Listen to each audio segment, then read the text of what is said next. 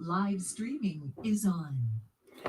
Greetings and welcome to Stunt Hangar Video Hangouts. My name is Charles Carter, and I will be your host this evening. I want to extend to you my gratitude for you watching Stunt Hangar Video Hangouts.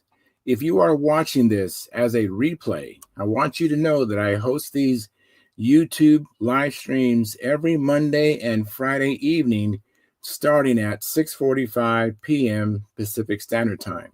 So please make a note of this so you can watch or be part of the live stream. Excuse me. Plus, we have an after party following the live stream, which is sometimes better than the live stream portion. You must be a registered Stunt Hangar Forum member to find the link to attend the after party. Here at Stunt Hangar Video Hangouts, we talk about building and flying model airplanes, sport flying, competition flying, and what you've been doing lately. To join our conversation, if you are already a member of Stunt Hangar Forum, you can find the link if you scroll down to the section called At the Bench. Now, if you're not a member, please register at stunthangar.com/SMF. That's Sunset, Mary, and Foxtrot. You must place a space between your real first and last name when you register. You must also use a valid email address or Sparky. The proprietor of Stunt Hangar will not approve you. Now, if you are inclined to not come in and just enjoy watching us on YouTube, wonderful, fantastic. Please enter your questions or comments in the chat box. Now, I'll do my best to make your comments a part of the show, but understand sometimes I can't get a word in myself. So be patient, and I will ask our illustrious panel your question or state your comment. Now, if you find Stunt Hangar Video Hangouts or the many building videos that Sparky does on this platform informative and enjoyable, please give us a thumbs up, a like, subscribe, and share the videos. That helps the channel grow. Plus, comments too also help. So comment in the video in the comment section, and I will hopefully find it. I don't get a direct link to a notification of when those comments are made, so be patient. And I'm working on a better solution toward that too. So please consider also joining our YouTube channel memberships, which start at $4.99 a month, which is less than 17 cents a day. And your support helps offset some of the expenses of running Stunt Hangar. Now, with your membership, you'll get special badges in the YouTube chat and unlimited replay of member-only videos. And once a month, Sparky has a question and answer show for members only. You can also use the super chat, which is located in the bottom of the chat box, to make donations. Now, the chat box is only available during a live presentation. So if you really want to help us out and it's important to you to keep this hobby going and keep these programs going, please make a note that I do this every Monday and Friday at 6:45 p.m. Pacific Standard Time, so you can tune in, so you can see the super chat on the YouTube channel, and then you can make a donation there. Now, I want to thank you for your past, your present, and future support, and please keep the conversation family friendly. In other words, please don't use words you wouldn't say around your children or grandchildren. And without any further ado, I'm going to post a link at the stunthangar.com, and let me let Joe Gilbert in.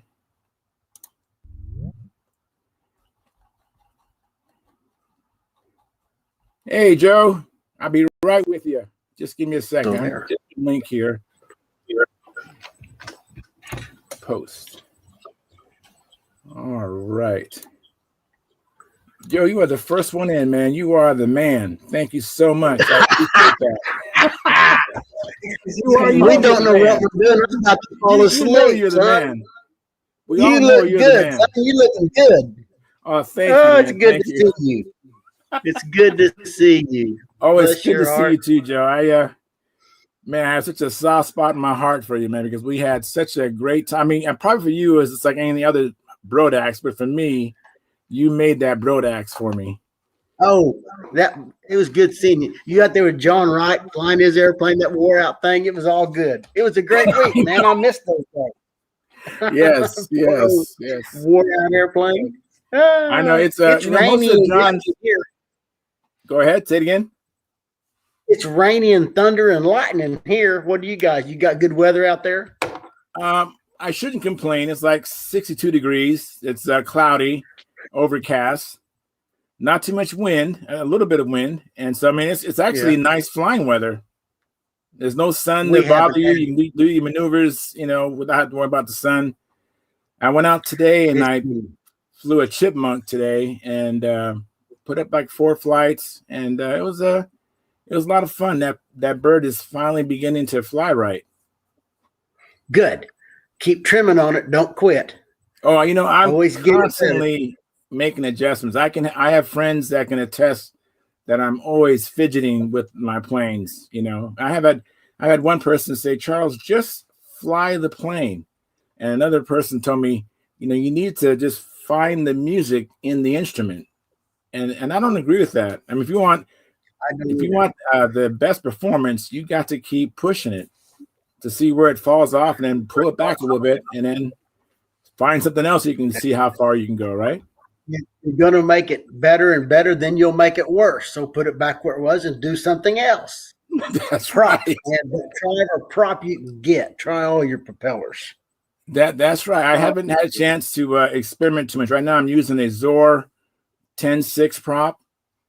Have you tried those Zor props yet? Zor props, yes, I've got some Zors. Are you finding Fox 35? Nice props. They're great pops. They're fine. You using the Fox 35?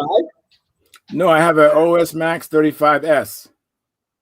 Oh, great engine. That's good. That 10.6 is great. If you can get your hands on a Rev Up 10.6 EW, that OS 35 was made for that prop. Okay. I've tried it and it was it a Rev Up or was it a Zinger? Maybe it was a Zinger. Maybe that's why. But I do have what you're talking about. I do have some 10.6 EWs. Matter of fact, I picked some up when I saw you last at VSC. Yes. I picked up about 2 or 3 of them. And try those, set the needle where you try them. A 10.5 APC will be a hard prop to beat on that engine. They're this heavy. Yes. And I actually added some tail weight today, and I liked it, and I'm going to add some more probably next time I go out. I only added a 1/4 ounce. It wasn't a lot. No good. It's better with it off. She's turning lights off and on to see if we can make it better. I look like I'm really. It's light in here. You got a professional look. Now, if you want to look really good, if you want to improve your looks, have Colleen next to you. Okay, she's over there listening. Don't talk bad about her. Don't talk bad. I have nothing. Hi, Colleen. Great to see you. How you doing? I'm doing well. I've been thinking about. I sure hope I didn't embarrass myself eating next to you at VSC. I hope I kept my mouth closed when I was chewing my food. I hope.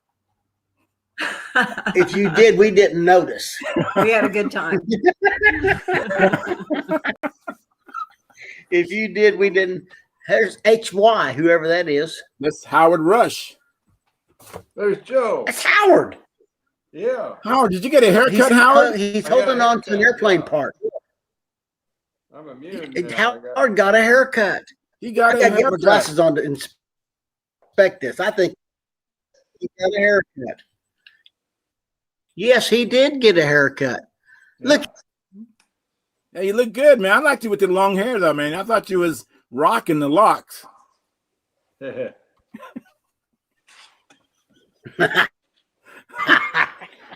the locks. We're not going to Poland, Howard. Not this year. Not this year. Pardon me 1 second, you guys. You guys continue on. Not this year. Unless we just want to go over it for fun. But I don't think I want to go for fun. They got more stuff going on over there than we do by far. It ain't pretty over there. Look, he's got half a wing. Yeah. Impact wing, maybe, huh? Yeah.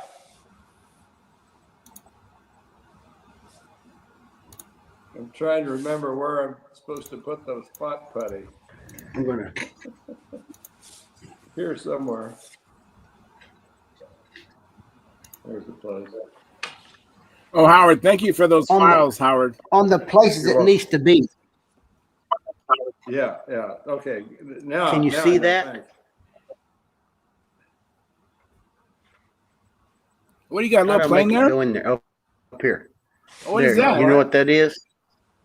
No. Oh, that's Yeah. good. I can't. How do you get them in the picture? Oh, up here. Here it is. You're I got- doing good. I built these. Just move slower. Sometimes Can you the tell internet what they doesn't are? catch up. What is that biplane? Wow, that is neat. This is a biplane. Wow, that is really neat. This one is a single winger. Oh, very neat. What are they made out of? I have no Can you idea. see it? Yeah, I can see it. I don't know what it's made out of, but I can see it. Off a tree. They came off a tree. Oh, made out of leaves? Leaves Maple or seeds. trunk? Maple seed. Maple Wow. seeds. The little whirly bird. Wow. I don't even know if I Do you have maple seeds out there, Charles? I don't think so. I don't remember They got a seeing any. seed in here, and they swirl. They whirl as they come out of the tree. Helicopters. Yeah. Interesting. Here comes Bob Hunt. Hang on. Oh, we got the heavy hitters right now. Oh my goodness. So, Hey Bob. Look what Hey, we guys. have. Look who's in here. Joe's here and Howard and you. We don't need anybody else. We need you. Oh, maybe just to push the buttons. You've been known to push a few buttons too. Let me tell you. Oh, that does not surprise me. Hey, Mike. It's lucky. Is that Joe Gilbert showing his maple leaf airplanes? Yeah, we played with those in Arkansas. Those were a lot of fun. I didn't recognize him with the glasses on. Bob Hunt. Is it my interconnect messing up, you think? Oh, you're fine. You're fine, Joe. Excuse me, guys. Let me get. You're more than fine. You're more than fine. You have hair. Yeah, yes. Well, they say either falls out or turns gray. Hi, Whose Howard. compressor's on? Is that yours, Howard? oh, Be like Yours, Gibbs Mike? and hit it. I hear a compressor. you have it. Mute my microphone. There we go. Thank you, Howard. Let me catch up on the chat box, you guys. Alexander III says, hi, Charles and Al and all, excuse me. Greetings from Scotland. Well, greetings to you from the USA, Alexander. Thanks for coming in. It's red. And here comes Mark. Sometimes it's yellow. But you're doing fine, Joe. That happens. Hey, Mark, how's it going? Hey guys. Is that the Mark that sent us the calendars? No, actually, it's Gary Sinclair. Gary Sinclair. Garrett. So you received yours, huh? Yeah, it's nice. It's great. I didn't Yes. realize I had it. I had a pile of mail. Cut down your abilities too. So Bob, can you turn your mic up? It's pretty muted. I don't know how to do that. You gotta just speak louder, Bob. That's the best you can do. I got you maxed out. Okay. All right. Yeah, he's maxed out on my end. So just Now he's messing with us. Yeah. yes. So Joe, just we was talking about these calendars. Gary Sinclair makes these calendars, and so maybe next year you can send in a picture of your airplane, and that's just an example of a count of this was last year's calendar, but I have this year's calendar. It's kind of neat.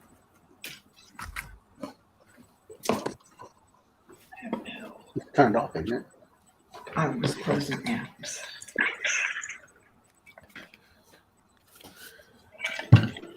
I'm a little partial to the month of October, obviously. Yes, you should. I'm partial to October because Gary got some good screenshots of Sam from combat at stunt at the Nats last year. So yeah, that is a nice. That's a nice month. Yeah, we're all kind of partial to our own month. I understand that. I don't think. I don't think so either. yeah. Be nice if Brendan. we got some heavy hitters on there, though. You know, some of the heavy duty stunt guys to represent on the calendar. Well, one day they'd be going, oh, I remember him when he was a nobody. And they'd be going, they'd be talking about you, Mike. Right. Joe, are you having problems with your video and audio at all? I can't hear. You can't hear. Okay. What kind of device are you on since this is your first time here? What are you doing this on? A laptop, a desktop, an iPad? Laptop. A laptop. So at the bottom of your screen, if you scroll down there, there's a toolbar down there. And if you click on the one with 3 dots, you can There's manage 8. your video quality. And if you turn it down from HD, like 8. down to standard def, that helps a lot. If you caught any of that. So down on the right side, Joe, or actually now it's down toward the right, there's these 3 dots next to the phone. You click on that. Let me let Tryon in. Text Mike.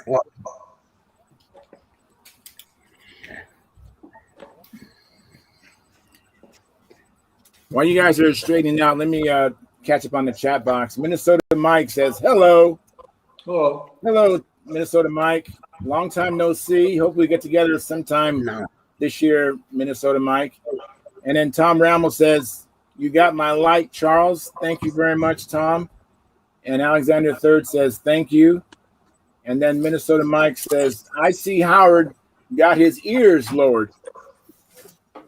Yes, he did. Hey, Tryon and Gary. Gentlemen. Who's that? B.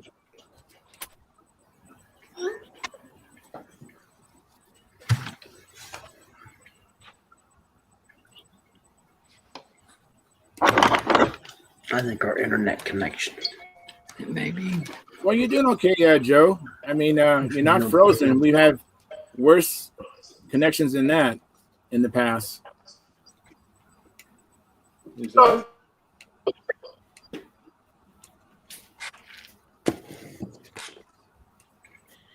Close it. Oh, no. I see Gary Is that Sinclair what is we're on? on there now. This is Yeah, Gary's on here. Thank you, Gary. Why'd it go away?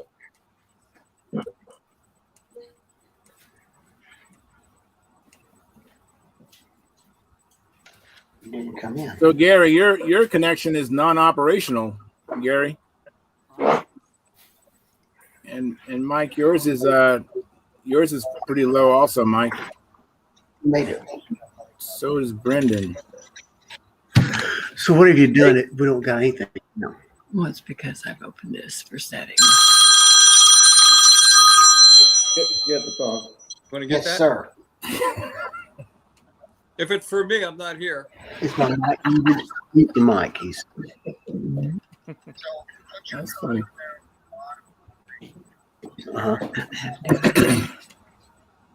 the noise bar. Let's So, see Mark, how you doing, Mark? How's your knees coming along? We did. Hey, you might want to mute your mic, Mark. I can't get it shut off. 3 dots. Click on the 3 dots. Oh, so okay. I'm gonna mute you, Lonky, just temporarily. I mean, I'm gonna mute Joe. Well, maybe not. Hey, Tryon, how's it going? Good. What you been up to? Yeah, I it doesn't do anything when I hit it. I just took a trip to Illinois and back to get my stuff back, and then some. So right now I'm reorganizing my stuff to fit stuff into the shelves, get ready for the making the planes and so on and so forth. And that's pretty much my focus right now. Clean up, reorganizing, putting stuff where it belongs. So I have a Yeah. box of parts in the attic. I have more boxes of parts down here. All kinds of stuff. Nothing exciting, you know. I didn't go and fly. It's just windy and nasty here, so not much I can do. Here too. Last time I flew was when I was with Mike. On my way back. Yeah, I saw the video. You flying that electric plane Yeah. in Mike's backyard. That was pretty cool. Yeah. It's a good flying little plane, you know, for a backyard fly. I think you can't get much better than that. You know, it's you need a different controls, a slightly different bell crank on it, but or a handle because it's so fast. I mean, it's hard to hold it level or just lock it. It's not locking very well, but it has a huge amount of potential. I mean, I flew it just, you know, the whole pattern with it as is. But yeah, it's just like when you pull out, you just like ooh, kind of try to hold it over there. But it's fun. I mean, it's just a fun little plane. It looked like it was fun. We had 4 fun. flights on it and 4 good motor runs. Yes. Oh boy. Try to do that with a half A plane. I love the 4 good motor runs, I tell you. 4 flights, 4 good motor runs. No Yeah, question I know. about it. Batting 100%. I understand. I totally understand that. Near 100. I had on my last flight when I was at Mark's place. The motor quit on me in, was it? I think it was the Hourglass. If somewhere over there, I have no clue what happened there. Absolutely zero idea. Battery was fine. The motor was fine. I put it back in together after that. I was like, no issues. So it's a mystery. But that's just one time in 3 years. You know, I'll take it. So. But at least she was able to bring the plane back in one piece. Whatever happened in the Hourglass, at least it survived, right? Well, yeah, it was not an issue. I mean, it's just almost uneventful to pull out of it and bring it back in. There's no issue. So I think that's another. If you think about it, Charles, that's another advantage of the thin airfoil, clean airfoil design because you don't have so much drag to which it slows you down so It's fast already on low, honey. We to didn't the change point it. Yeah, like he's on low depth. With low depth, you should still get a picture and the sound. okay. Yeah. So the We're thing is, on like, low yeah, low definition. depth. We can go to low bandwidth as low as we can go. Yeah, but sometimes you lose people's pictures. Okay. You know, you just try to find the setting that works best for the internet that you have. We'll turn it back on and listen for a while. Yeah, and just see but that's really the only option you have to get a better picture or audio is to go into video quality. We need a new modem. What we need, a better modem, probably, huh? Well, maybe. I don't know what your internet speed is there. You know, I don't either. I got to kick one of my kids off with their Chromebook when I'm doing it here at my house, and I got 200 megabytes per second here. I got like crazy fast internet. We have no idea. This takes a lot of data to do this. Yeah. Okie dokie. Okay, We'll try for a while. You did. We're going to listen. We're going to watch anyhow for a while. Okay. Thanks, Mike. Bye. All right. Thank you, Mike. So what I was saying is like the advantage of having a little bit cleaner airframe, you know, aerodynamically, is that if something happens, you still maintain energy of the plane. I mean, it just still goes, right? And it doesn't stop immediately because it has the big fat airfoil that stops you on your tracks immediately, and so you just cut through it and just pull out normally, just like nothing happened. So that's kind of the idea there. Yeah, one day I'll be there. Hey, Phil, thanks for coming What's up, in. Tryon? Hey, guys. And Special and thank guest. you, Jim. Hey, Hi, Charles. Mike. Phil, Hey, give me your email address, and I'll send you the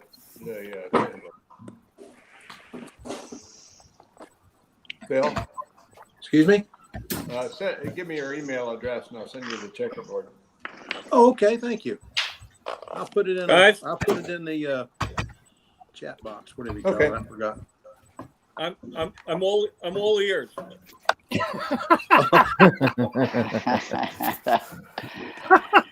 Hey, Bob, I got my wings today, man. Or yesterday, actually, they came. They Yeah, look you want- awesome. I haven't You're opened happy? them up. Well, I haven't even opened them up. Oh, Well, Dave how do you know and well, there's two boxes. There's one big box, and then there's They didn't come on though. yeah, the stabilizers are in another box. yeah. You didn't- Everything got here good. Didn't look like it was damaged or anything like that. So, Well, you haven't opened them yet. So how do you know they're awesome? well, because I know because you told me they were gonna be awesome. Oh, okay. Yeah. 10-4. Well, we're meeting over at Wayne's tomorrow. To do some combat wings. Mike, were you able to get a hold of? I was. I told him everything Okay. he needed to know. All right, beautiful. Hey, Howard. Hey, Joe Yeah. Gilbert, how you doing, brother? Hey, Joe, are you on? You're muted. It looks like. Where are you going with that gun in your hand? How many people got that? Oh, I missed it. I was looking at Joe. I was watching Joe. He said, "Hey, Joe," and then Howard said, "Where you going with that gun in your hand?" It's like Jimi Yeah. Hendrix. Yeah, Hey, Joe. the Hendrix song. Yeah, Joe, you're gonna have to unmute your mic now that we're done talking offline. Go back to your little bottom screen there. Go to your little microphone and click it till the slash isn't going through it. Hey, Howard. Yes. Have you ever heard Roy Buchanan do "Hey, Joe"? No. Check it out when you get a chance on YouTube. Hey, did anybody get their carbon fiber? Oh, I did. I did. Yeah, very nice. I did. I think I have a lifetime supply. I think. Yeah, I'm telling you, it was big, wasn't it? Yes. I'm glad I bought those carbon scissors, man, because I don't even have a table that's big enough to put that stuff on. Why? Yeah, Just like- use exact knife blades. Don't use scissors. Oh, I got these nice carbon Kevlar scissors. They worked awesome, man. I'm telling you. Yeah, but for the unidirectional, all you need is just an exact knife blade Yeah. and a straight edge. If you got a table that's big, man, that stuff was big. It was 9 feet wide. Or well, no, it was Long. yeah. No, it was 9 feet wide. I had 19 meters of that stuff. That was a big roll, and I had to cut it all up. Yeah, of course. Why? So I did you think, get yours? I think we Did you lost get yours, Joe. Trey? Oh, you lost me. Did you get your carbon fiber? Yeah, I got it. Yeah. I need to look at the Jim. Did you send me something? What I owe you and stuff like that, so I can send you the stuff. Yeah, I sent you an email, I think. Oh shoot! I haven't watched my email in a week, so I'll look at it. You owe a lot. You owe a lot. Yeah. Yeah, it was. Like me, you got 5 square meters or some shit. Yeah, it was Swear jar. it looks really good. Yeah, I was thinking that. Now you see what I'm talking about the quality of the material. Oh yeah, it was really nice. Really nice. Yeah. It's very nice. I had them to None of- compare it to, but I thought it was still very nice. Yeah. Well, Yeah. if you have a piece of the other one with the sewn strings, the white stuff, first of all, they don't cut nicely. Those strings, they're very hard to cut. Them almost like Kevlar. They're just bad, Charles. I'll Don't take talk your And word. this, don't talk and this- about Kevlar with Howard. I'll try not to. He's ignoring us, anyways. I told So- him to go out and buy some of those nice Apple EarPods. Oh. AirPods. That's what I use. You know, so And I hear I had that dinner way with you can walk around. Jim. Just speaking of the AirPods, anybody interested in buying those?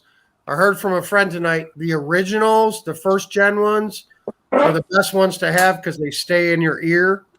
The next gen ones have the noise canceling feature in them, and they're bigger and they fall out of your ear all the time. You So- talking about? Are you talking about these, the ones that hang out? I think that's second generation. I don't ever have any problems with them falling out. A whole lot of this year. Oh my god! All right. So Hey, Jim. see- Jim, by the way, Jim, your camera's off. You know that? oh, I did not know that. By the way, Cas Monato gave this to me at a World Championships in 2004. Yes. Very good. Looks like a cinnamon bun. He His, said he was goal years. I mean, I see myself. Well, when I look at We you, it shows the camera has a line through it. You got a slash through your camera. Yeah. It's Yeah, off. you do. Okay, well, it's showing the camera and the mic both working. yeah, but the camera is blanked here. Anyways, what I want to say is like to use that unidirectional. Anywhere you have a spar in a straight direction, you can absolutely use it over there. You can use it in cap strips on top of your cap strips. On top of your ribs, especially have a geodesic wing. You can put them over there. The technique is super simple. You just put them on a cutting board with an exact knife and cut strips of it, whatever width you need. 16th, 1/8 inch, whatever you need. And what you want to do is just let them hang vertical like this on a piece of cardboard, something like that, with a piece of scotch tape, and take a 3M77 and super fast from a distance go like right on it, and then you can grab this. It has a little bit of tackiness to it, and you can just lay it right on top of your ribs, on the top of your spars, wherever you want to put it. Balsa sheeting, if you want to do it like that. Hey, I'm going to jump out and jump back in. I don't know what's going on. That's a good idea, Jim. And but that's a cool trick, but you don't want to have a lot of 3M77 in it. Just enough, you don't spray, just super fast. I mean, just you want to be just enough to not even miss it, just like you send like a fog on top of it, more or less, Yeah. Right.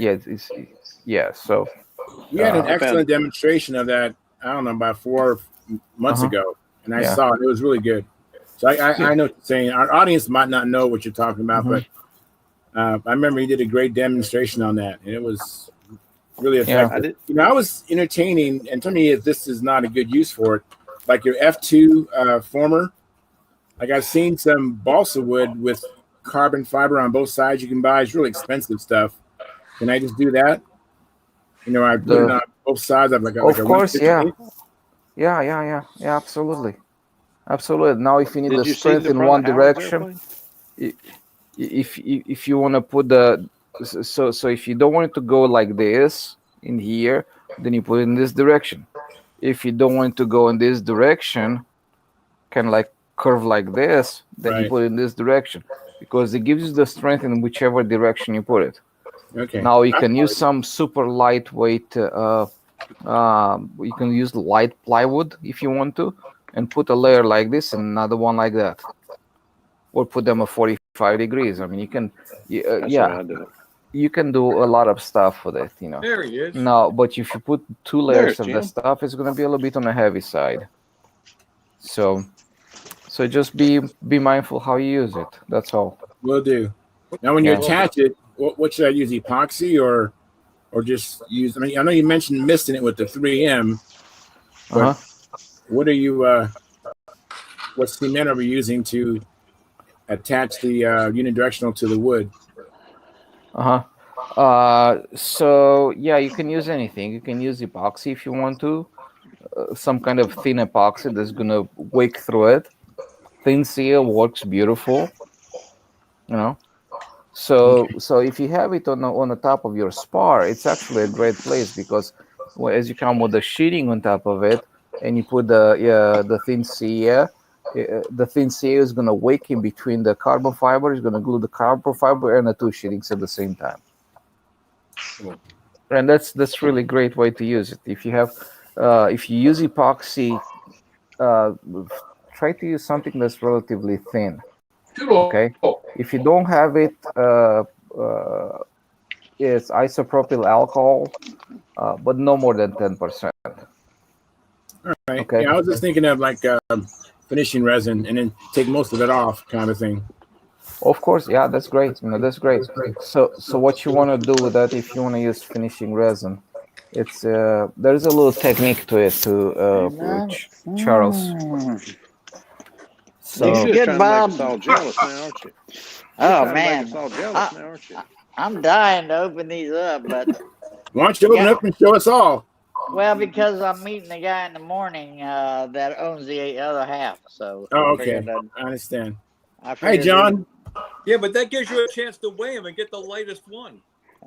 Yeah. Oh, that's a good point, Bob. That's a very good point. So Alexander Third, actually Minnesota Mike says, anyone looking for LA 46? And then Alexander Third said, hi Mike. Yes, I am looking for LA 46. Thing is, I'm in Scotland. Yeah, it might be a little bit of a challenge. Minnesota Mike, I have a friend that might be interested in a LA 46. Joe Mata, if you're listening, that would be a good opportunity. There's not a better sport motor out there right now, I don't think. Yeah, I don't think so. I got 3 coming up for sale real quick. I got 3 to sell. All righty, I'll let Joe Mata know about that. Let me know before you sell them. Hey, Mike. Somebody might need one of them. Mike, you ought to talk to Howard about buying those I'll talk to him in the morning. precious Apple AirPods. You don't want to spring for the $300. Howard, it's the greatest invention since sliced cheese. Howard, you got a haircut. That's the greatest invention, isn't it? I like it better this way, yeah. Yeah.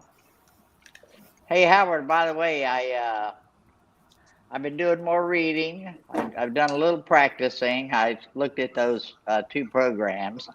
I caused a big stir at the Nats. Oh my God, the trophy thing, suggesting medals. I don't think I'll ever suggest anything again. Yeah. Well, yeah. Call me up and we'll go over that word file. Yeah, no problem. So I'll try to give you a jingle tomorrow. Okay. All right. Afternoon sometime. Yeah, I know you're West Coast.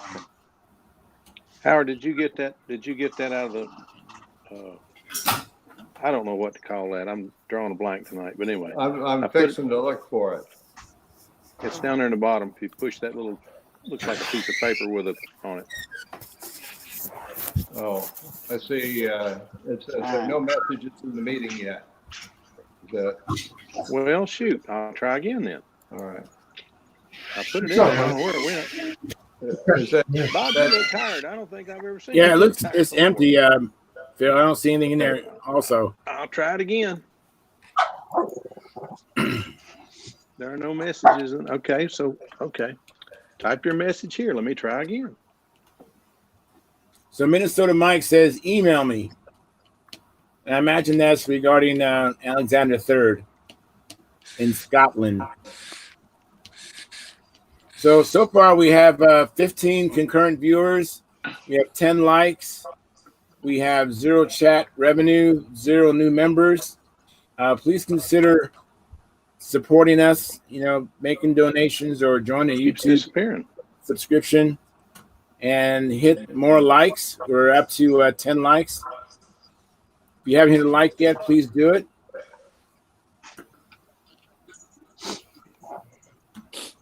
That's odd. I don't know why it won't do that. Is that or Charles? Howard, I'm going to have to try again in a few minutes. Every time I put it in, I get about halfway through it, and it disappears and says there are no messages in the chat box, but it's always taken it before. I'll try again in a few minutes. Okay. If nothing else, I'll wait till we sign off with YouTube, and I'll just tell you. Okay. I'm going to mute you, Howard, so you can stand in peace. There you go. I already did it. I already muted you. You're muted. Where'd Mike go? There he is. He froze up. Will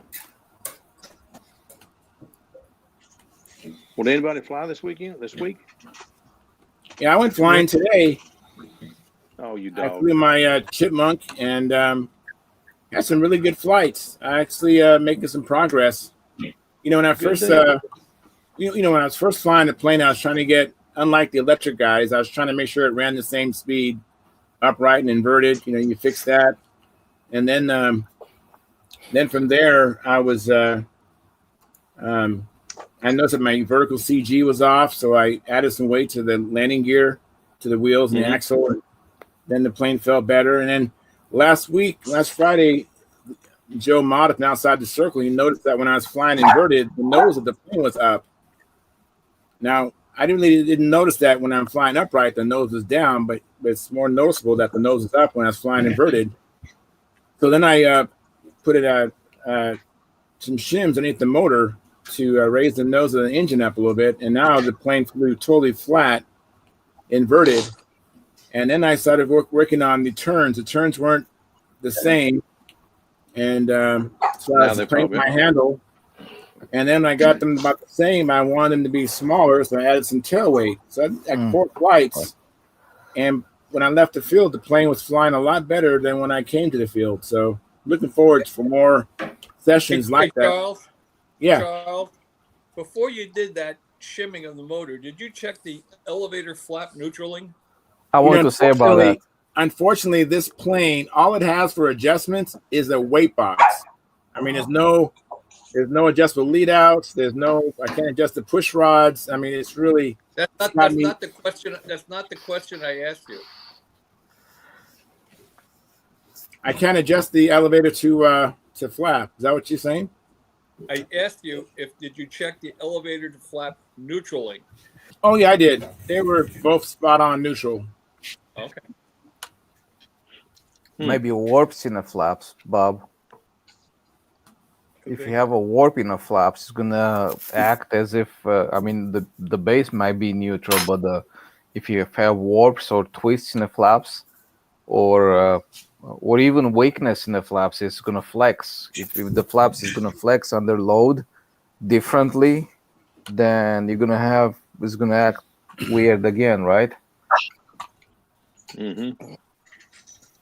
Well, anyways, when I shimmed the engine, I just shimmed the front of the engine up a little bit, and now when I fly, the plane is totally flat. I mean, it's parallel to the ground, and then I was actually able to readjust the handle, and now it turns about the same both ways. And but it's just big maneuvers, so I'm starting to add some tail weight to get the plane to turn a little bit smaller shapes. Yeah. Well, I had a weird one when I flew the Humbug the first time last Saturday. Took off and discovered that the motor was just belching black. So it's not broke in. I actually bought an eBay motor that was a new motor and not. I mean, they said it was a used motor, so I thought it was a used motor, but I thought it hadn't been used much. Yeah, it hadn't even been broke in good. So I brought that home, pulled the motor off, got it on a test stand trying to break it in. Little OS 25 SF takes some breaking in. That takes more running than I thought it would, but I went ahead and put the 34 on there to take it out in the morning and see if I get to fly it. But our forecast is for rain starting at 9 o'clock in the morning and going until 2 a.m. So who knows? I'll get it out there at 4:30 in the morning. Yeah, Hey, I Lynn. think might be a little dark. Hey, Lynn. We've got a forecast here that's winds from 3 to 5 miles an hour with occasional gusts to 90. Yeah. What? Yeah. Yeah, that'd be kind of difficult to fly in, especially those gusts. You know, we got the same weather all from. I was talking to a friend of mine in Florida today, and I was talking to a cousin in West Virginia.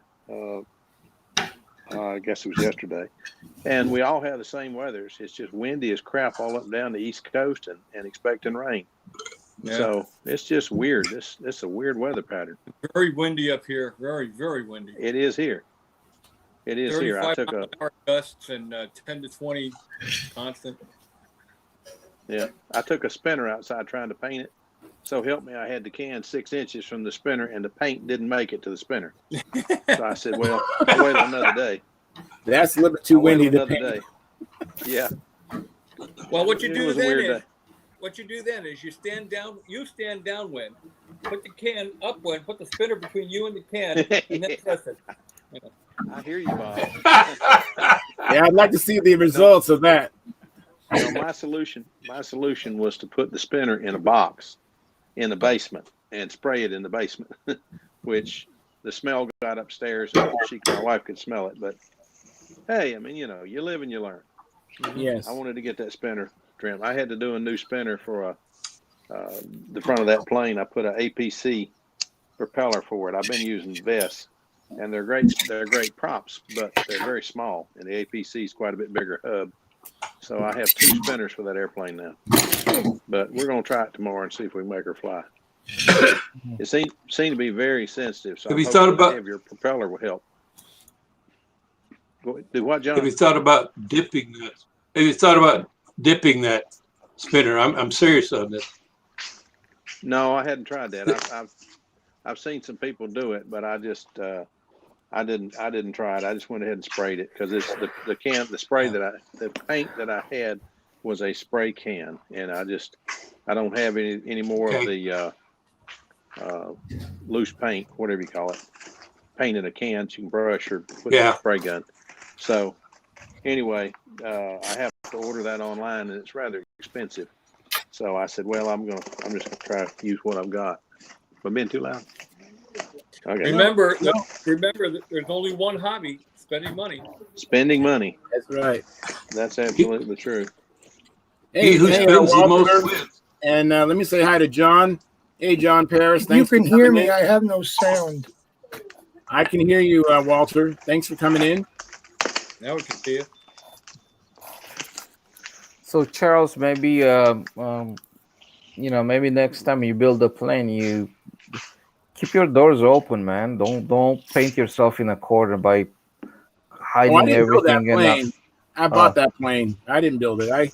Okay. And it was a great deal too. So it's a steal. And yeah, it's just some people, they've always done it a certain way, and they just don't change. And it's always worked in the past, and they're just not a cousin. And I was telling him about adjustable lead outs and all this stuff. And he was saying, remember when we was kids, we didn't have any of that, and they flew good. And I go, well, I don't know. They flew okay, but I think they fly better with adjustable lead outs, adjustable weight box, with push rod, with a completely adjustable control system. And I was just talking to him about it. But some people are set in their old ways, And I have another friend who builds a plane, and he paints stuff in the box the same way. All he has is I don't even know if he even has adjustable weight box. He just builds it the way he's always done it. And some people are just like that. But I'm enjoying the plane. It's a nice plane until I finish my precious balsa, which I hope to get to that soon. I just have a few more things I got to get out of the way, and then I'll be able to focus a lot more time on building. You know, a lot of people put all these adjustable features in their airplane and then never use them. Yup. I was going to say something about that. Isn't that true? Yeah. You know, John Paris Well, wanted to then say there- something. yeah. So let me let John in. Hey, John, go ahead. Hey, Charles. I just wanted to check and see. I know some of you guys have been following the tutor thread over on Stunt Hangar. I posted pictures of all the ribs that were to scale. I wanted to know if that was sufficient. In particular, Len, I tried sending him a message and he didn't respond. I want to check and make sure everything was okay for him on that one. I'll check it, Don. I didn't realize you'd posted that. Thank you. Yeah, I've got full scale pictures of all the ribs in there, and then that's awesome. Is going to redraw based on the work I did with the plan and the parts I had that I could measure. So I just Okay. wanted to touch base with you guys. I knew that both you and Charles were interested in those, and I wanted to make sure you guys were okay with what was there. Oh, that's awesome. I will check it tonight or tomorrow. Thanks. Okay, very good. Hey, Thanks, Sean. Yep. Hey, Bob Yo. and Philip, I am going to write an article about imaging. So before I weigh your wings, I'm going to pull my camera off here and show you what my idea is. And you guys shoot it full of holes and see if you see anything wrong with it. So Where let me, Gotta find you here. I'm at the bottom. It all depends, Jim. You might be on the top on his computer. Yeah. I don't see your image on there though. He's JS. No. He's not showing up. He's just Man. JS. His camera Okay. is Get you out again, Jim. All right. I'm By going to the mute way, your Jim, I mic, found- Brendan. Okay, Brendan. Whenever you want to say something, just unmute it. Jim, I found your package today. Yeah, is there something that's coming across? I thought it was you. Can you see anything yet? So I muted your No. mic. It might be someone else, but I thought it was you, Brendan. Not yet. What do you hear? No, it's not you, Brendan, because I still hear it. So just unmute your mic, Brendan. I can't unmute you. Okay. Let me try this. Maybe it's Jim who's making all that noise. No, that's Mike. It's Mike. Unfairly Still accused can't see here. me, Come Bob. on, guys. Sorry I about that, can't- man. Can you see the picture of the table and your boxes over there now, Bob? No. Dadgummit. I don't know what's going on here. Click on the camera on the bottom of your screen. Yes. Turn it off. Turn it on. That's something else, I think. Yeah, let's try and bring it back. Turn it off. Turn it on. Turn it on. Okay. Well, you moved to a different place in the Hollywood Squares, that's for sure. Okay, but still no image, right? No image. Right. All right. You I jumped guess around. yeah, I'm holding it in my hand right now. Well, let me log out. It's indicating, Jim, that your video is not on. Yeah. Yes, but on my iPad, it's showing me that both the camera, I can see myself, but Participant nobody has stopped the camera, is what it says. Yeah. All right. Okay. Let me Just to see get what weird. I'm gonna log out and then try coming back in. And Sounds Walter, good, Jim. Walter, you go out and you come in and out quite often too. Your image shuts off and comes back. Oh, I was having problems getting on. I had no sound in it, so I shut it off. I screamed for my son in the next room. I didn't think all you guys want to hear that. Did we lose John Paris? Did he go already? Yep. Yeah, I don't know what happened. He must have. I don't know if he meant to go away or not. Hey, listen, while we're waiting for Jim to come back, let me walk over here. Remember those nacelles I was building last time? Oh yes. Yeah. Yeah, well,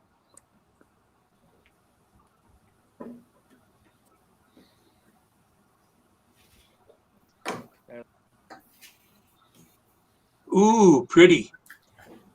Ooh, that looks nice. Wow, that looks nice. Get back farther. Bob, is that this year's Nats plane? Hopefully, I'm going to be putting primer on probably Tuesday. That looks nice, Bob. Well, when you made the cutout for the wing on your nacelles, did you did you have to put the change the location from the left to the right side of each nacelle because of the sweep of the wing?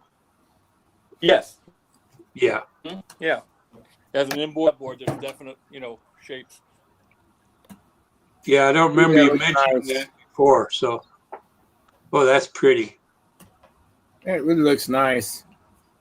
I like how the nacelles are close to the fuselage. Yeah, you don't want to get them too far out for a couple of reasons. But for barbell effect, getting that weight too far out. But also, you don't want to get the wires from the timer to the ESCs too far out. It Right. can cause a problem if you get the ESCs too far from the timer. Currently, there you go. Anyway. Well, it looks really nice. I like how the nacelles match the front of the fuselage in a way. I mean, it's really nice. Aesthetically, it looks good. Plane looks good in the news, actually. You really need to draw that one up, Bob. Yeah, that one, that's a pretty easy one to build. I'm going to call it, remember the other one was called Second Wind? Well, this one's going to be called Easy Wind. Very good. Easy Wind. Well, I want to set up plans when you get them ready. It's actually just put me down for a sec. Okay, anybody see me yet? No. Nope. I don't. Anybody else? Nope. No, I don't. It still says he stopped the camera. So I just don't get it. Yeah, I don't get it either.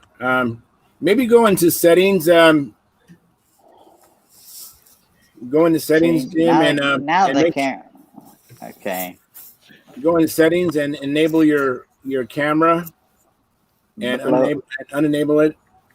Did you pay your dues this month? Yeah.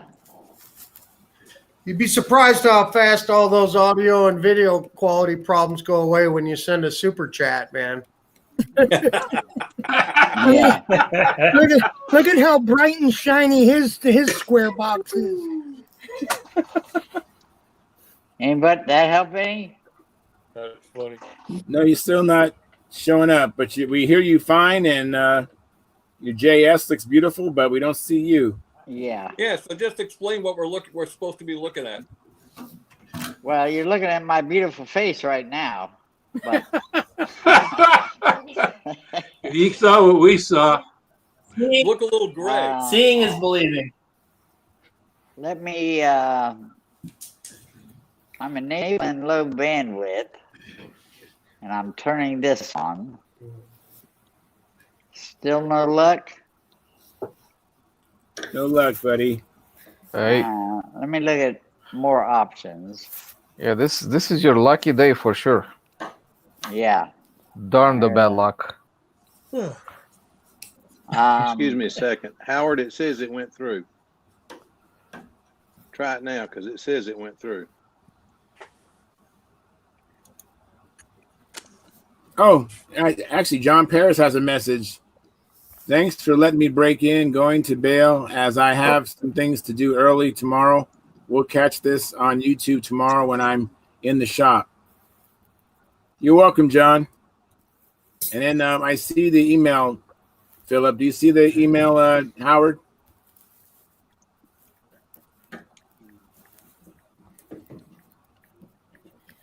Email address. Yeah. If you got it, I'm sure. Okay. Hey, Jim, try hitting those three dots and go to settings. Yeah, I did. I enabled. Maybe it's my bandwidth. I don't know. Let me try that. Hang on a minute. I mean, I don't know. It doesn't let me select a camera. You know, I can disable everyone else's camera. Don't do that. No, let's not do that. Mike, what are you doing with those tails? I'm assembling 10 brand new Russian combat planes. Oh. They come in a box with the I tails remember that. because they're cheaper to ship. So it's very simple. The stabilators come. Here, it's probably easier to see the yellow. They're already pre-drilled for the hinge and the horn. This is the hinge. Sorry, that's the hinge that goes on there, both sides. All right. And then the horns are already made up, top and bottom for the horn. And the way they come, they've got a pin on the back of the boom there. Not really a boom, a tail, but a piece of music wire. So you just you put your two hinges on and you screw your horn in. And then the next thing is take the push rod, which is a dog leg push rod, not a typical Z-bend. It's, I don't know the best way to show this. All right, I got you. It's a dog leg. So you put it in your hole. I got to cut it, but you put it in the hole, twist it, and then on the horn, you got one of these little dooflinkies. The screw goes through the horn, the push rod goes through the hole, and then when you tighten the screw up, it locks the push rod in place. Okay. And then, but there's still enough room on the screw that it's not pinching the horn, and that's your hinge point on the horn. Very simple. And it also prevents the hinge, the horn, the push rod wire from twisting, right? Right. Yeah, it keeps the dog leg from twisting out because it's Okay. locked. Correct. Yeah, just Simplicity. Do you get extra tails with those, or they don't sell extra tails? You buy 10 airplanes, you get 10 tails. No, I'm saying, do you normally buy extra tails? I don't buy extras, no, because what ends up happening is you'll wreck a couple, but you got enough good pieces from 2 airplanes to make one. So, you just scavenge one off the other. And in a pinch, they're pretty easy tails to make. They're not hard.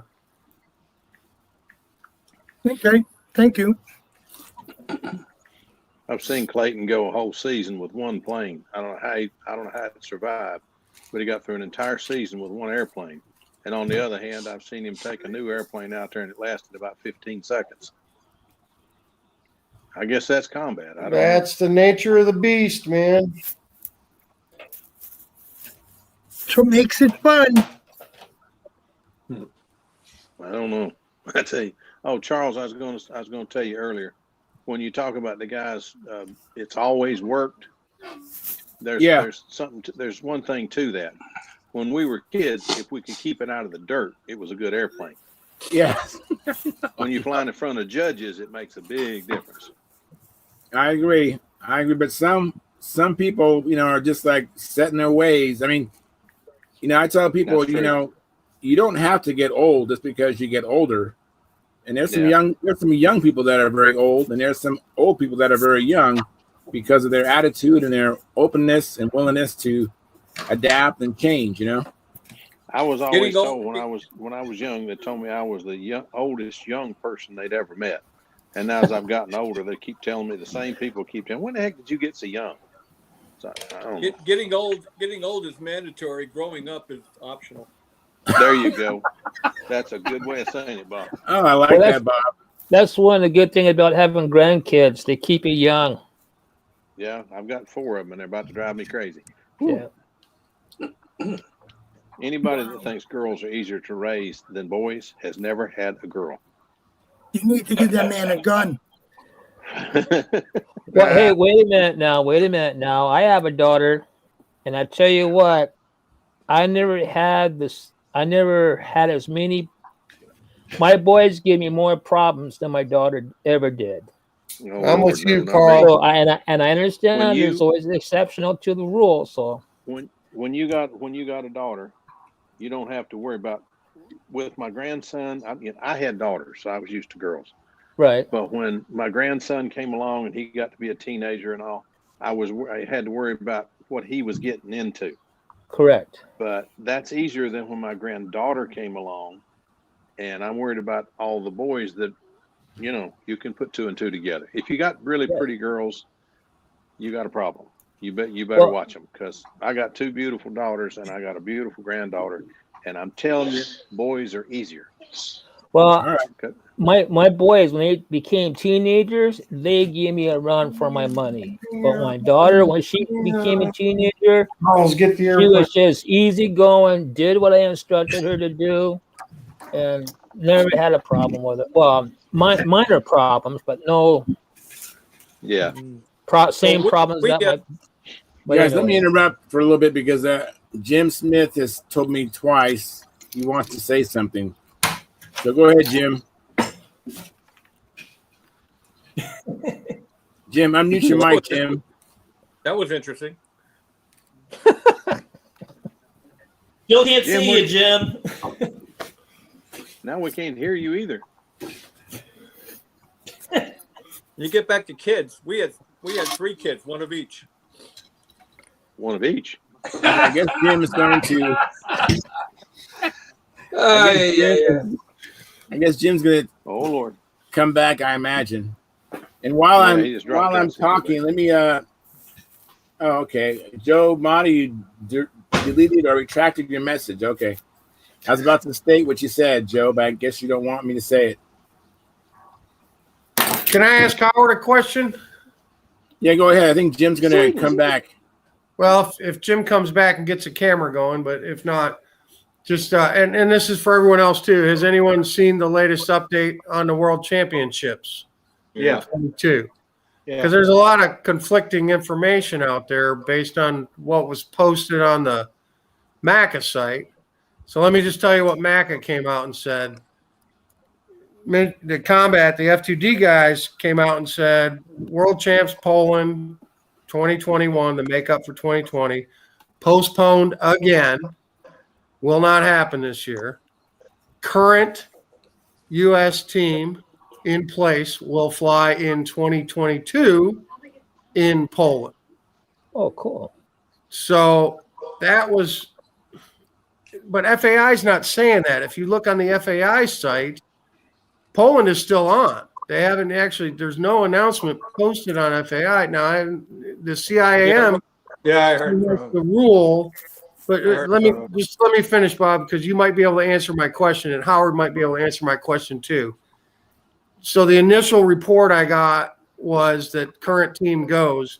That started a big shitstorm on, a big maelstrom on the MACA site about whether that team goes or not. Who makes the decision? Who decides? Does FII say? Does AMA say? Who makes the decision? Well, now the chatter on MACA is that CIAM is actually discussing what will really happen. Like, will it be a total cancellation and new teams selected, or what? So if any of you guys have any real info on that, I'd like to hear it. Well, Robbie's in contact with Igor Berger all the time, several times a week, and Igor said that it is lost, and FAI just hasn't posted it yet, but it will be posted in a couple of days. Okay, I got word from as far as I know, I don't know, this is not gospel, but I don't think FAI has anything to say about what team we send. If we want to send it, we pick a team 2 years ago, we want to send it 2 years from now, if they postpone it that long, we could send the same team that we picked previously. We don't have to pick a new team every time. Okay, I understand I got that. word from our team manager and and I think it's only fair that the people who made Vernon the team, Hunt and it's only fair that the people who made the team here get a chance to go. It's not their fault the thing was postponed. Yeah, I got word from those guys that that it is postponed. It's not canceled, and the next one will be the next world champs in the series. But the Polish one was postponed. I can't expect the Poles to do that, to say, can we do it next year if we put it off? And the CIM said, yeah. Are you on the team, Howard? Yes. Howard, are you on the team? Yes. Okay, now I think we should pick a new team. What happened to Joe? Only kidding. Nice. Oh Lord. Oh. Yeah, Bob, I see your reasoning for, letting the 2020 team go. I see the reasoning. I just want to understand the process and the decision-making process that's involved. I don't know, and I would think you would have to contact AMA and see what their thoughts on it. The AMA reps for FAI, and see what they say. But I think they're going to throw it back. I would assume they would throw it back to the SIGs and say, you already picked your team. Of course, the SIGs don't pick the team anyway. Let me ask you this. What happens now? This doesn't affect any of the senior members, but what happens to juniors that have hit the age cap and are no longer eligible to compete? And well, FAI did address that, and Robbie told me about that. We were discussing it this afternoon. FAI said that they will honor the junior members even if they age out. If they've already made the team and they had to postpone, they will honor them as junior members. They will. Okay. Well, that's good.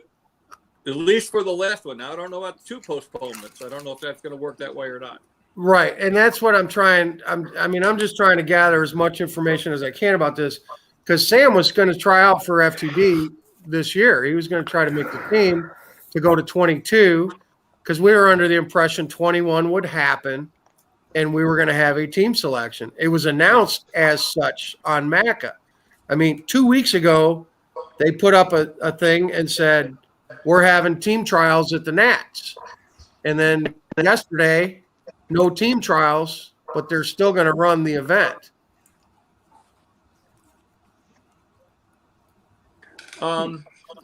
MACA actually runs the team trial for F2D. For F2D, yeah. Because Pampa does not run the team trials. That's an AMA, a function of the FAI leg of AMA. And even though Pampa members administer it and are invited to come in and run it, it's not actually a Pampa function. And it's probably the same way with MACA. I'm just saying the same guys that run the Nats, they host the team trials, and they always do the combat team trials at the Nats because everybody's there. Right. That's just a foregone conclusion. Yeah, but what they do is on a team trial here, they run team trials on Saturday and Sunday for F2D, and then they run F2D on Monday and Tuesday, separate a Nats F2D. So now that they've done this cancellation or whatever, and we're not having a team trial, they're still going to have an F2D 2 days on Saturday and Sunday, not for team trials. It's just a regular F2D contest, but the F2D Nats will still run on Monday, Tuesday. It's regular schedule because everybody's already committed to being there and they're going, and, they're not going to cancel the 2 days of combat they had planned for team trials. They're going to fly it anyway. Just doesn't mean anything. It's just 2 extra days of combat. And, Sam's still going to fly it. We're still going to enter, and he's still going to fly it because we planned on going, and, we got the stuff ready to go. But there's just a lot of conflicting information out there, and I haven't been able to find anything on the FAI website or through AMA to confirm the rumor post that I saw, So a lot of this is just conjecture and speculation. Give it a couple of days. According to Igor, FAI is a little bit behind in posting all this information, but they will be posting it. I told you what happened. You can believe it or not. What's that? But it's postponed. Right. And that's official. Oh, it is official now. Okay. Yeah. Because when Igor was corresponding with Robbie, it hadn't been official yet. He said, just wait, it will be. And I guess by now it is. Yes. Okay. Okay. So the postponement absolutely means current postponement means current team selection still in place. They all go. Well, I don't. If the FAI is postponing the contest, they have no. I don't think they have any jurisdiction over what our team is. I think that's a function of our FAI committee here. If we say we're going to send the same team that was picked 2 years ago, Then so they be do. it. Yeah. I don't think FAI. I don't think the CIAM has any jurisdiction over that whatsoever. Okay. It's all very confusing to me because I'm new at looking at this stuff and reading this stuff, and Well, I'm just it's FAI. trying It is very confusing. to understand it and figure out. I mean, basically, I want to figure out where Sam falls into all this. Is he going to get a chance to try out for a team or not? Or do we just put everything off and we wait till 2024? We regroup and go in 24. Now, he's the junior member. He's a junior. Yeah. So, I mean, he still has 3 chances to go. He's got 24, 26, and 28. Either is he the junior member now? No, he's not. Oh, okay. He's not, but he was going to try out for the team this year for 22 because we thought the makeup for 21 was going to happen. The makeup for 20 was still going to happen. That's where it gets all muddy. Do you have a team selection? Do you have a team selection committee for combat? Yeah. I think I'm on it. Might want to talk to them. Hey, Howard, what do we do? Hey, does anybody see anything other than a JS? No. No. Well, I see an LD too. Who? Oh, yeah. Okay. But I can't put my camera on. If I put my camera on, it'll kick me off the site. They don't like my picture. I'm not going to I don't blame the site at all. Can I ask one more thing? Can I ask one more thing of Howard? Howard, do you have anything in writing you could email me that I could read that could maybe help me understand this a little better? Yeah. Could you forward an email to me and just so I can read it and then get my head around exactly what the reasoning is and that kind of stuff? I don't think I have it here. I've got it in the house. Okay. All right. Just when you get a chance, just email. I just want to understand the process. And I don't want to find out, 3 days before the Nats, oh, there is a team trial. And we got to run and gun to get ready for it. That's all. I just want as much advance notice as I can have. And like I said, if we got to put it off till 24 and that's his next shot to go to a trials, either in stunt or combat, fine. But if there's a chance he can go, I want to take advantage of that opportunity. That's all. Yeah. I would get in touch with your team selection committee, in this country. I was a member of the F2B team selection committee for about 30 years, and I finally retired from that and gave it over to Mikey Palco. But all the things relating to FAI F2B in this country went through that team selection committee. It wasn't Tampa. Right. And I don't think it's MACA. I don't think it's MACA either, but it may be. I don't know. No, I'm sure it's the same thing, but it's the guys that run MACA that are on the team selection committee. They're doing dual duty. Yeah, same guys. But to cross every I and dot every T, so to speak, you really need to go to the team selection committee and get their viewpoint on it. Let them see that and caucus and figure out if they're going to send the same team or if they're going to pick a new team. Well, and here's another conundrum. What if there's somebody on the current team that says, I can't go in 22? Then how do they fill those slots? There are alternates for that. You got alternates. Yeah. Okay. We've had that happen on the control line. Matter of fact, I had to relinquish a spot because I lost 2 airplanes in 1 week with broken wire, and I had to give my spot up to Billy Whirlich. So, there's been other cases where the alternates have gone. Okay. So the alternates have to be ready. That's the worst position to be in as an alternate because you have to be ready to go, and you don't know until the last minute if you're going or not sometimes. Right.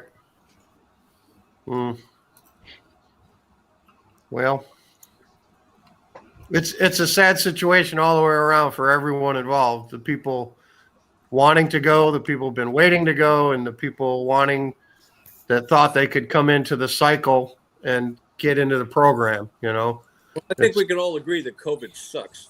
Yeah. Yep. Absolutely. You guys, let me interrupt for a minute and let me catch up. And then Jim Smith, I'll let you say what you want to say. So Joe Mata told me to go ahead and say it. My mistake. Is this regarding those one LA 46 that Minnesota Mike is getting rid of? Joe Mata said he already has 2, so he doesn't need it, Minnesota Mike. So go ahead and sell it. And we have 19 concurrent viewers. We have had as many as 22.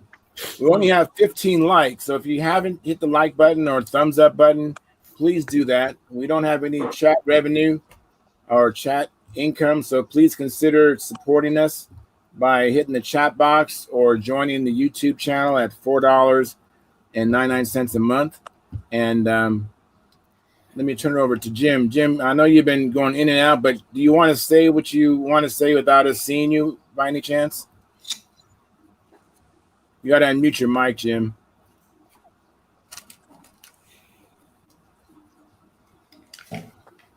You're still muted, Jim.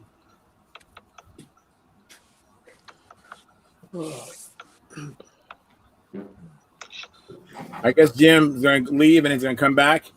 Hey, Steve, how are you doing, Steve? I see your initials. I don't see your face. I know Lynn is intentionally not having his camera so he can stay connected. But yeah, Steve, I don't see you, Steve. Oh, shit. And hey, Steve, now I see you. How's it going? Good. Hey, Steve. Hey. Hey, Steve. Well, I guess Samantha's going to judge at the Nats. Oh, great. Fantastic. Cool. I saw that post today. I told her, I said, just remember, I'll give you the names of the people who are mean to me on Stunt Hangar. Hey, Sam was never mean, man. Oh, man. I guess I'm on the top of the list. Don't hold the son accountable for the sins of the father, man. I want Len to show up. I'm here. I know. I want you to show up at the Nats and see if you can get a beginner score out of Samantha. I can't. Oh, that's dirty. That's dirty. Unbelievable. Yeah, too bad she wouldn't even do that for her old man. But oh, Lord. Is she taking cash or credit? Yeah. The kids like Venmo today, Tryon. They like money. I can get anything for money. Yeah.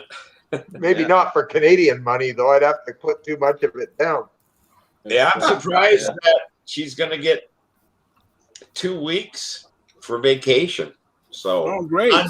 Unpaid, but at least they'll give her 2 weeks time off.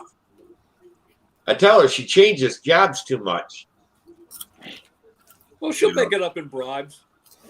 What's that? You got to figure out what she'll make it up in bribes. Yeah. Well, what it is figure out that, what she wants to do. Well, she does, and she keeps getting better jobs and more money, but then she loses all of her vacation stuff, sick time, and all that. But I did that for a couple of years. It was a bear. You get to where you got 2 weeks vacation, and hey, we want to promote you to national service tech. Oh, but you don't get any vacation. That's right. That was nuts. Well, she pretty much found a paid internship, and that's because she told them, said, hey, I ain't working for free. So she's got the intern. 2 weeks she starts the internship and goes full time, and then they're going to keep her on after the internship. So it's going to work out. Smarter than we were. Good for her. Good for Samantha. But Yeah. I mean, it's just hard for her to get. She's in that analytical statistics. She can figure out. Lord. She can figure out who to pick. You know, who to pay to be on a baseball team and shit. But yeah, there's a job that use part of it, and she's getting her experience doing all that. Did you ever see that movie Moneyball? Yeah, that's what she's going to work for. That's what she's going to school for, stuff like that. Or, you know, her class did a thing to see who was going to win. They tried to figure out who was going to win the presidency, you know, political races. She can do all that kind of stuff with this analytic stuff, statistics. But yeah, you can't believe the formulas. She showed me these formulas that it was like, oh my God. I mean, they're like trigonometry formulas, how they figure all this stuff. But Hey, can she figure out what the final standings will be at the Nats? she probably could. I was going to ask her that. If she took all, I don't know what she would need on maybe like past scores and all that kind of stuff. If she could figure out the odds of who is going to win. And I That's can send awesome. her the judge selection formula. She can see if it's statistically valid. oh yeah, you could. Yeah, she could probably do that. Figure that out, and you know, That's cool. that's You what wouldn't she even have to wants have the to do. I mean, she went from she was going to be a nurse, and then she didn't like that. And she went into an accounting, and she didn't like accounting because there wasn't enough math involved in it, the math that she likes to do. So then she went. All that stuff goes into the statistical stuff because I don't know, all kinds of businesses use that stuff. So she went into that. I wanted her to be an engineer, but she didn't want to be an engineer. I don't know why, but Probably doesn't like trains. She just not getting enough math and doesn't want to be an engineer. yeah, I know it. That's why. But you know, she goes, yeah. If I become an engineer, then everybody's like, I got to be an aeronautical engineer because I fly model airplanes. And she goes, I don't want to mix all that. So she does this, but yeah, I mean, today I went over to where she works and seen her big office. I mean, hell, her office is as big as my front room, and a big table in it, so she can have conferences and all that kind of stuff. Whoa. It's supposed to be building in there if it's got that much space. Yeah, you know what? I didn't bring that up, but she could. She could build on that big ass table. Where's their priorities? Yeah, get with it. That's pretty funny. Hey, did I say hi to you, Peter? If I didn't, hi, Peter. Thanks for coming in. Hey, Peter. Yeah, so. Check your messages, Charles. Oh, I got to find out, though. All right. Does the AMA hold back any rooms and stuff for places for them to stay? Oh, the judge? No, Pampa's supposed to do that. Whoever is the event director is supposed to look into that. Oh, okay. Because that's what I told her. I said, "Damn, we didn't. You know, you're finding out so late. You know, we might have a hell of a time finding a room and all that kind of stuff for you." The commute is terrible. Talk to Dave Tribble. He should probably be able to give you if they blocked out some rooms, you know, for that. Oh, okay. Hey, I want to show you guys something that's totally off the subject of stunt. All right. But it's still airplanes. Do any of you remember or know the name Jim Newman, the artist, the British aviation artist? Yeah. Yeah. Well, years and years and years ago, he used to write for me at Flying Models, and he sent me about 30 some odd years ago a litho, and he signed it, of a Laird super solution that he did. And it's been in a tube for all these years, and I finally had it framed. It took me forever, but I got it done. I want to show it to you. It's really beautiful, and it's signed. Get over here. I responded to you, Walter. I see. And you see that? Wow. Yeah. It's a little fuzzy. Yeah, it's a little fuzzy for me too. It's got Oh, a lot there of it glare. goes. There you go. Getting It's getting better. better. It's getting better. Can I get it? There Yeah, it is. just probably be still for a little bit for the internet to catch up. Wow. Wow. Very interesting. Isn't that nice? He That signed is it. very nice. Yeah, did a beautiful job. Very That's nice. cool. Yeah, that is cool. Only took me 30 years to get a frame. When are you going to build one? Model of it. What's that? When are you going to build a model of it? Never. That's beyond me. That's beyond me. Well, we'll be waiting a long time then. Yeah. Bob, I don't think there's much in modeling that's beyond you. Yeah, that's man. Like Clint Eastwood said, a man's got to know his limitations. Yeah, really. Oh Lord, That's crazy. You know, the airplanes we're building, pretty big parts you put together, especially if you're doing a foam wing airplane. They're really not that difficult, but something like that's real artwork. You know, that's I mean, obviously that's a piece of artwork, but to build something like that, that's a different level. Only an extra I'll tell you wing. what. Well, I built the 38 Special as an SE-5A, and I'm telling you one thing: a biplane is a whole nother world. Mm-hmm. You think it's just one more wing, but there's so many things that come into it. It's more than one more wing. No, it's just one more wing, but there's a whole Hard lot to of sand, I bet. yeah, a whole lot more angles and a whole lot more things to worry about. Yeah. I will say it flies pretty good, but it. You must have got it pretty close then. Yeah, it started out as a 38 Special. I mean, how do you go wrong? True. Yeah, I got biplane dusted from I'm sorry, go ahead, Phil. Tom Dixon designed it it's a biplane, and used to at Tom's contest, he would have a special award, a special point scale for biplanes or for profiles. Huh? Yeah, for profiles, and you got like 20 points for having a side-mounted engine, which all the profiles got. You got another 40 points for having a second wing, and there was another something, I can't remember what it was, but if you flew a biplane and it was a decent airplane, you took off with 80 points before you ever broke the ground. You only get another 20 points for one more wing. Do you get points for each additional wing? Because you can bring like a Venetian blind and walk away with the thing, you know? Yeah. What was that guy's name? That Bob?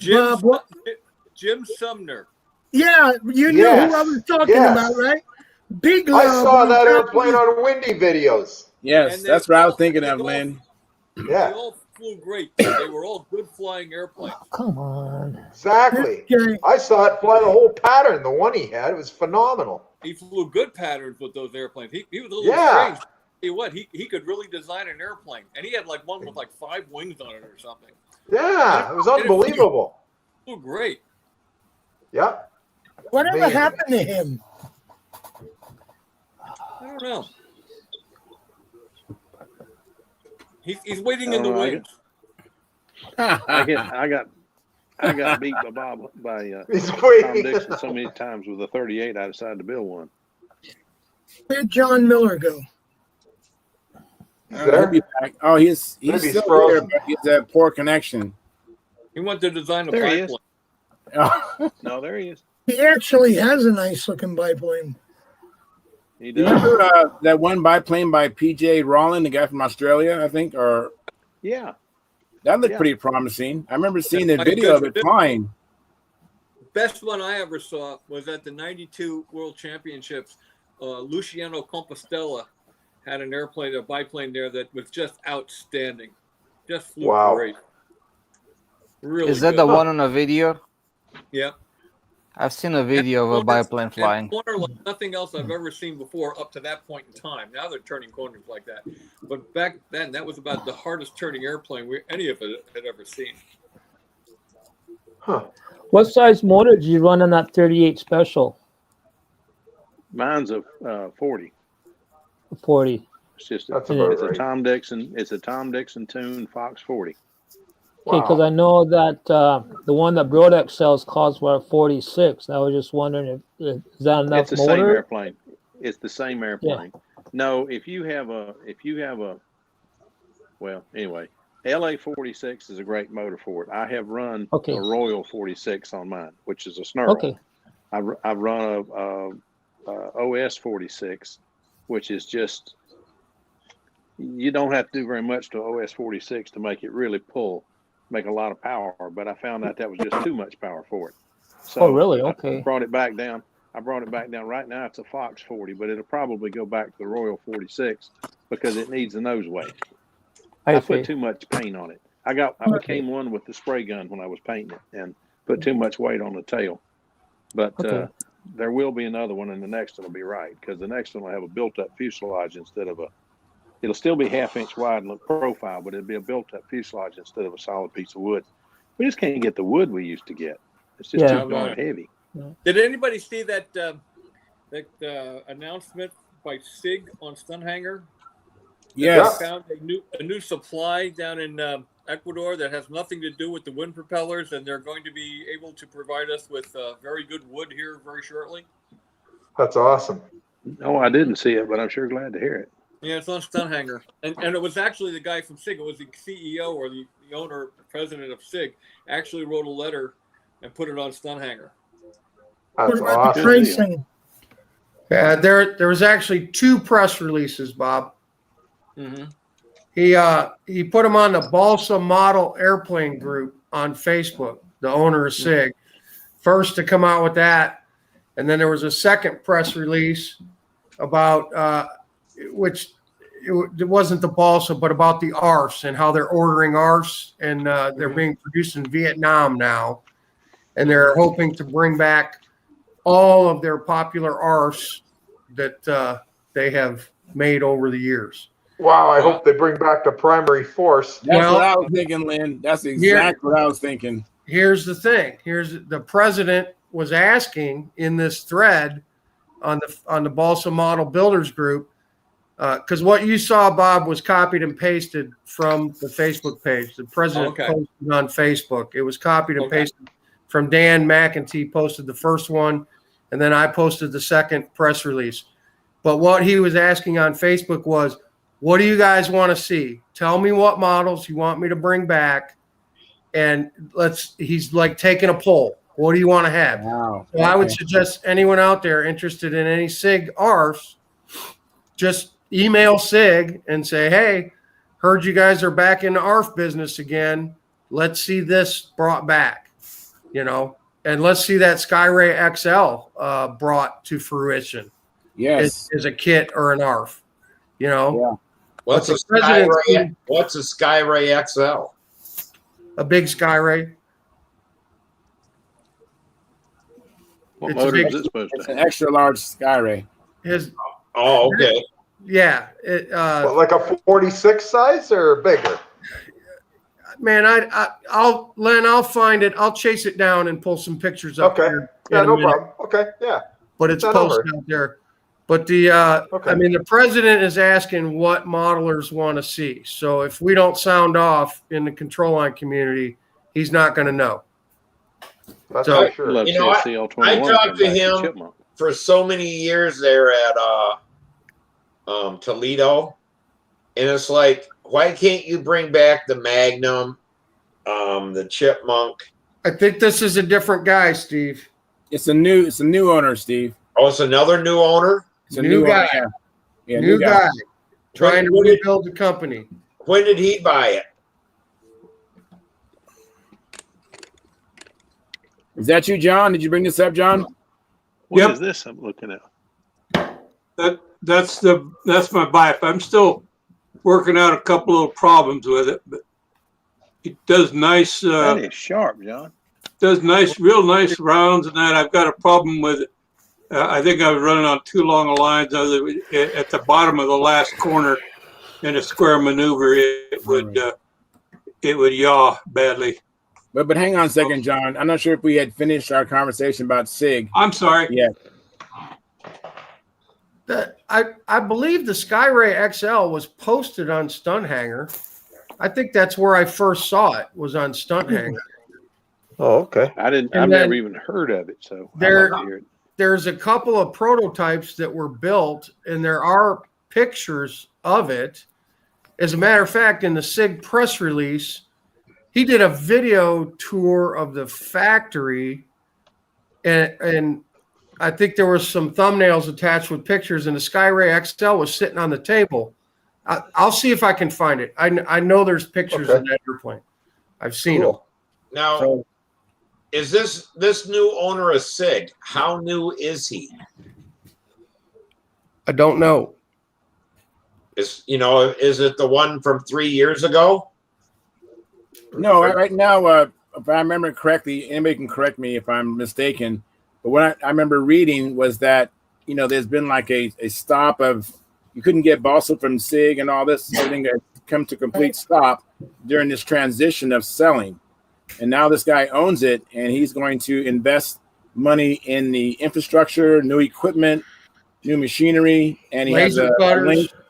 He has a link to some balsa in Ecuador, and so it's going to be, all rejuvenated and going to be come back online shortly. He just gave an update, and we saw what was put into Stunt Hangar from Facebook. Did I get it all, Mike?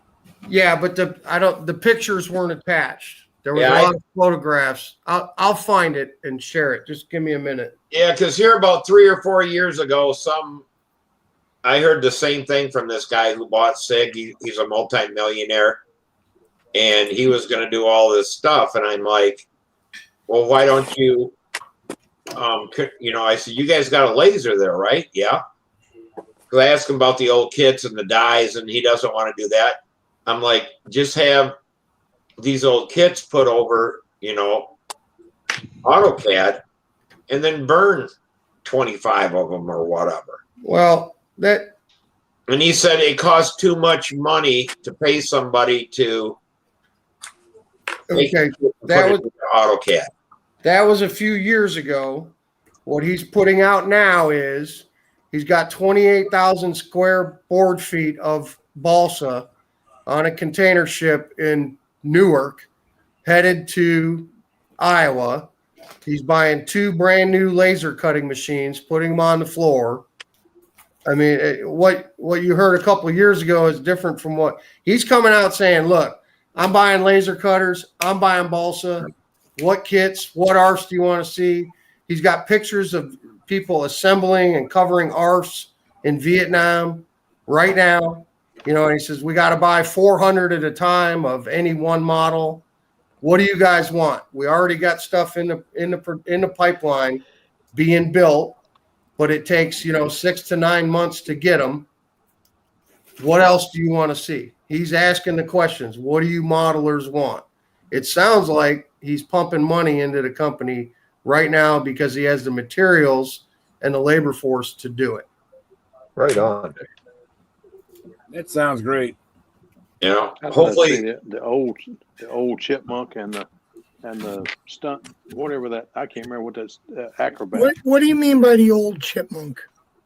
Van Loo. 21, the Jim Van Loo. I make that kit.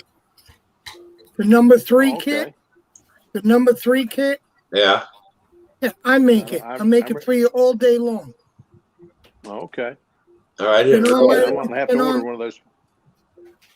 Been in my kit list for over 10 years, 15 years. I get them. Oh, I didn't know that. I didn't even know. I seen the chipmunk, but I didn't see it was Van Loo or anything. No, my chipmunk is the Van Loo chipmunk. Oh, okay. I actually worked with Van Loo when we were making it. The only difference now is I went from a foam wing to a wood wing. Mine was I got the kit. I bought it on eBay, and that's a build-up wing. Yeah, it's an old kit, probably a yellow box.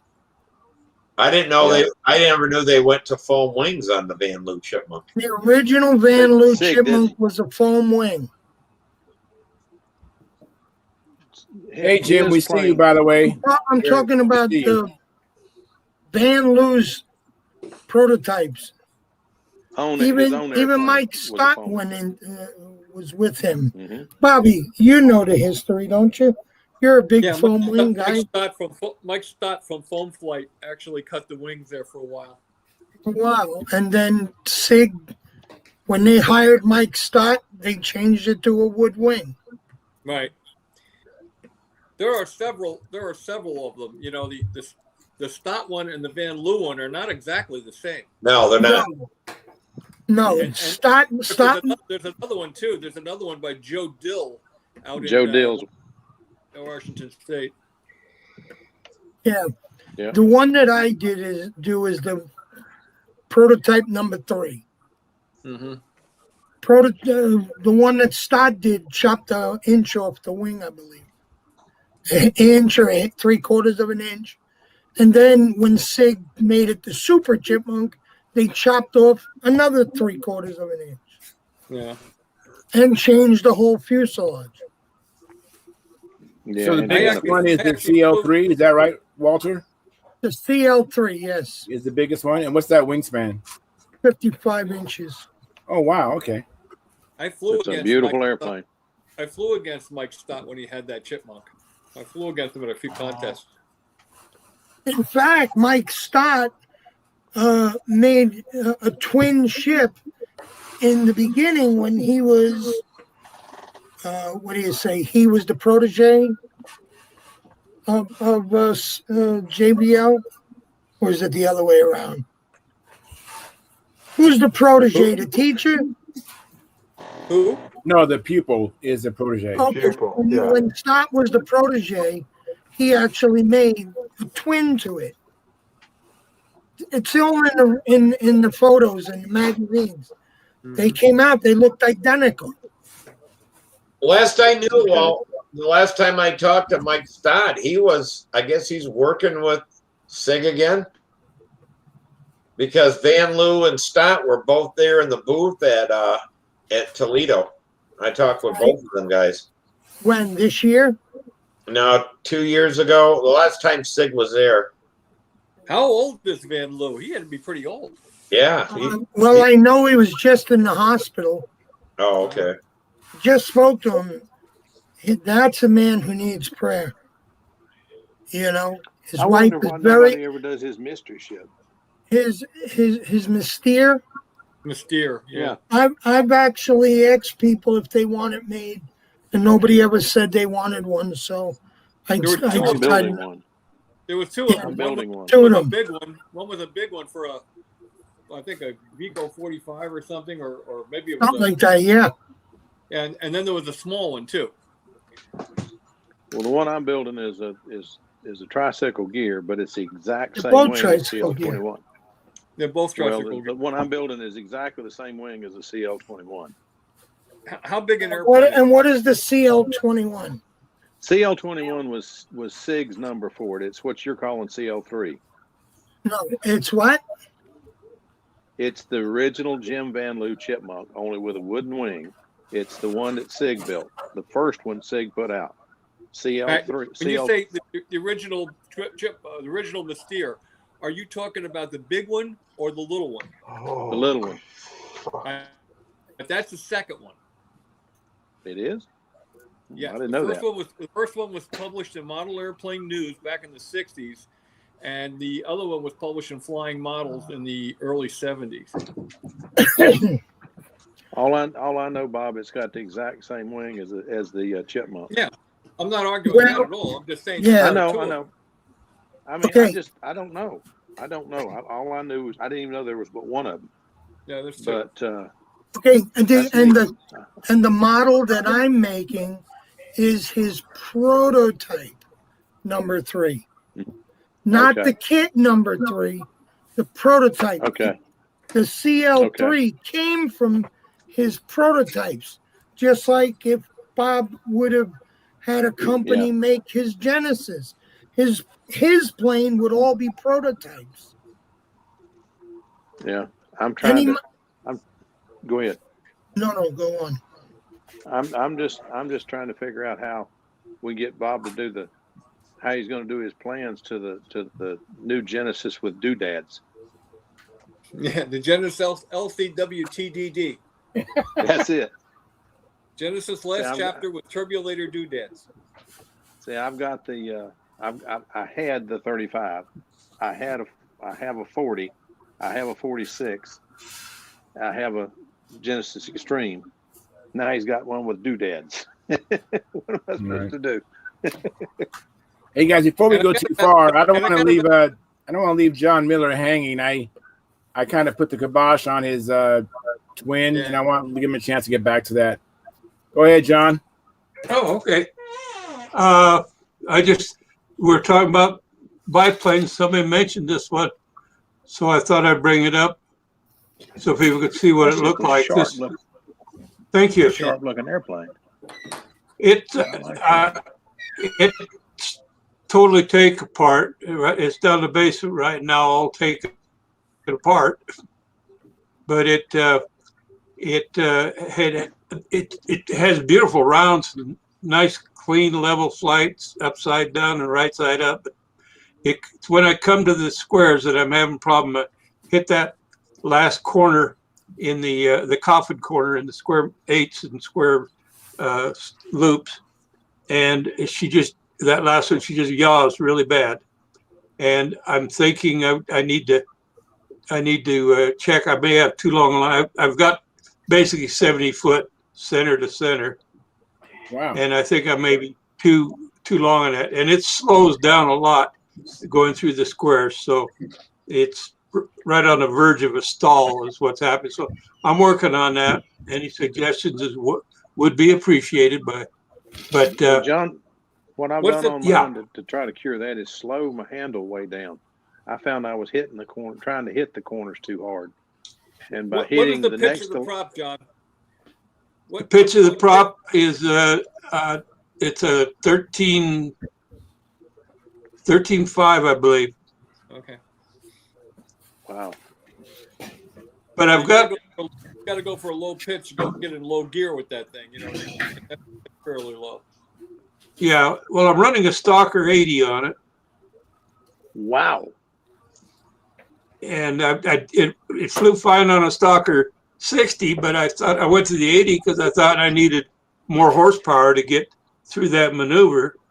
So I upped the engine size. The 80 fits right in where the 60 was, so I didn't have to change a thing.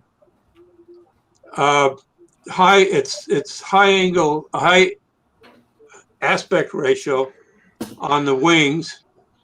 I've got the wings here. Let me go back. Flaps on both wings? Yeah, that may be something I need to address as well. Let's see. Get the other. Holy smoke. Wow. Did that show up? Yeah. They are nice. The wings? Yeah, it looks real nice. Yeah, that's beautiful, John. You can see how high aspect ratio, and it should have, by design, it should have a relatively close proximity to a elliptical wing lift pattern on it. So the wings. Thank you. The wings slide. There's a rod here. The wings slide apart, and they on both of them. They dismount. This is the lower wing. This is the upper wing. The upper wing has these two tabs on the last ribs. These ribs are light ply, and they have a hookup on the K-bane that they come in on both sides, and a 440 bolt front and rear go through and lock that wing on, and the what do they call them? The struts? Yeah, the struts out here align and the two wings. This one has a unique little setup. See this little thing here? There's one in this side of the wing, and the opposite is in this side of the wing. And when they slide together on this tube here, they slide together. There's two tabs that slide into the back of the wing mount, and these come up, and there's where your gear mounts on, and that holds everything together. And so the wing, you can get it in a pretty small package. So that's the 2 bits bipe, and I'm still working on it. Hey, I love the way it looks in the air, and I love the way it flies. I mean, it doesn't hunt. It glides well after the power goes off. It's just that square maneuver, that last corner. If I can get that worked out, it should be a pretty decent stunner. That's my goal on that airplane. Okay, any questions or anything? Go ahead. I'd love to work with you on that one. That's neat. Well, I'd be happy to have your assistance. I tell you what, get to where we can get some balsa again. I'll have to get a set of plans and build that, because I do love airplanes, and I don't just do contest models. Contrary to what everybody thinks. You can get specialized. You can go to specialized balsa wood, and you can buy 48-inch balsa. They'll charge you out the ass. They charge you double. Yeah. But they make great wood. I got a whole bin of it out there, and you can order 4 to 6 pound, pay double for the lightweight, but you can still get 48 inches if you want them. Well, I'll tell you what, if you get SIG contest grade, you'll pay triple. Yeah, I guarantee you. Yeah.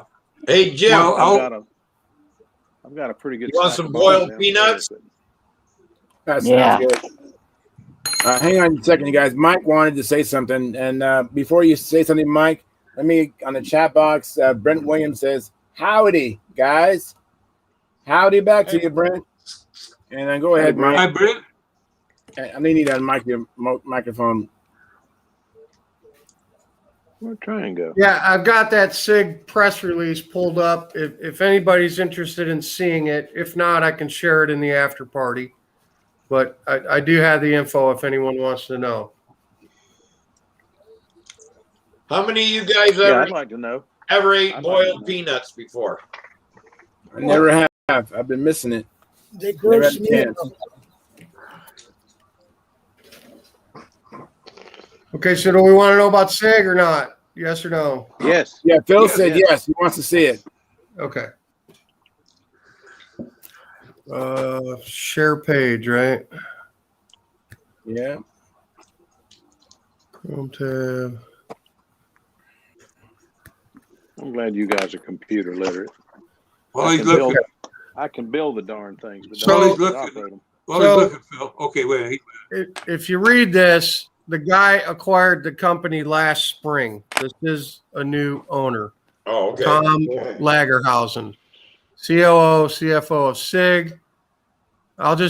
It's shared on the screen. I'm not going to read it. You guys can read it. When y'all get to the bottom, tell me and I'll scroll up so everyone can be on the same page.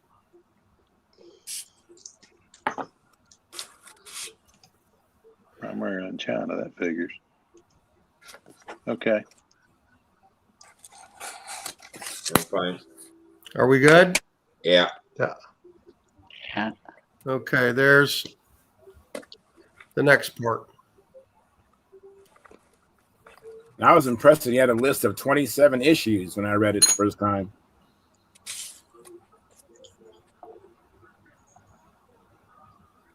$26,000 board feet. Wow. 3 and 4 inch sheets. But it's about 3 times the price. 66,000 board. Well, we don't know that. That's Steve's speculation.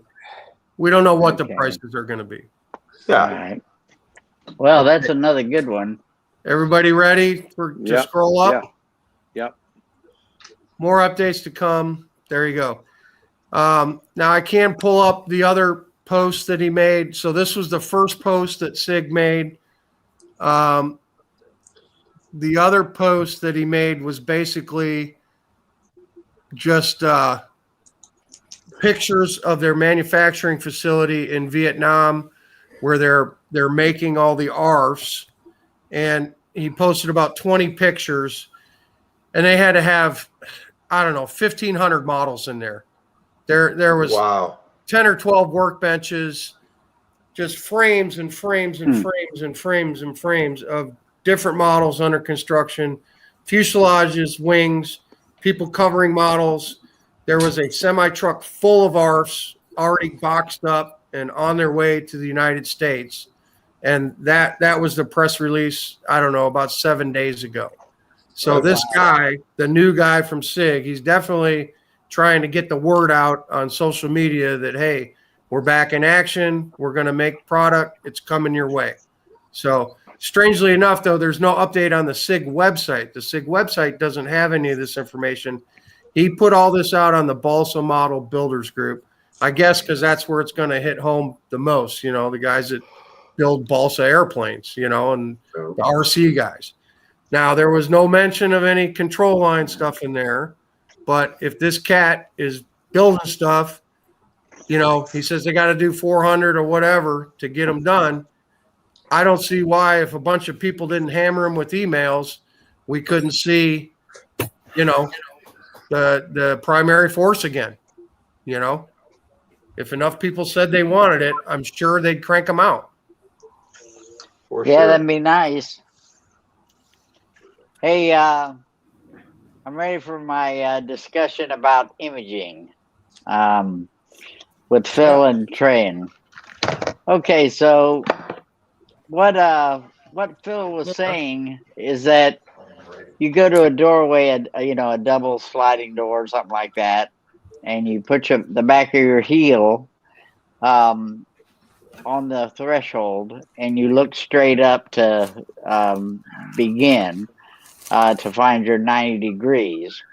So I don't really have a double door that I can do that, because kind of what I've always heard is that you actually want to be turning around in a circle.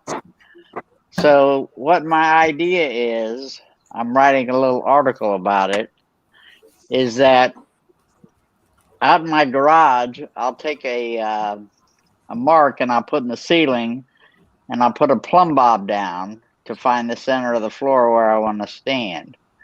Because most, from what I've read, most guys want to do at least 40% of your flying as air flying. You're basically training your muscles, and it allows you to go around and do each lap, count your laps, count them just like they were an official flight every time. And my idea was that to aid in, you know, finding your 45, if you set up a tripod on the spot, once you determine where that is and where the spot is in the ceiling, and you set your tripod up right over it, and you put a laser level on it, and you can use your tripod to go find 45 degrees. And it doesn't matter what shape the room is, if you just find, you know, areas where you can leave a mark, you can go all around the room and put little marks and say, well, this is 45 wherever it is. And then, you know, if you want to make 245 side by side, you could do that to help you, you know, with the width of your maneuvers. So what do you guys think about that? Yeah, that should work. I see no reason it wouldn't work.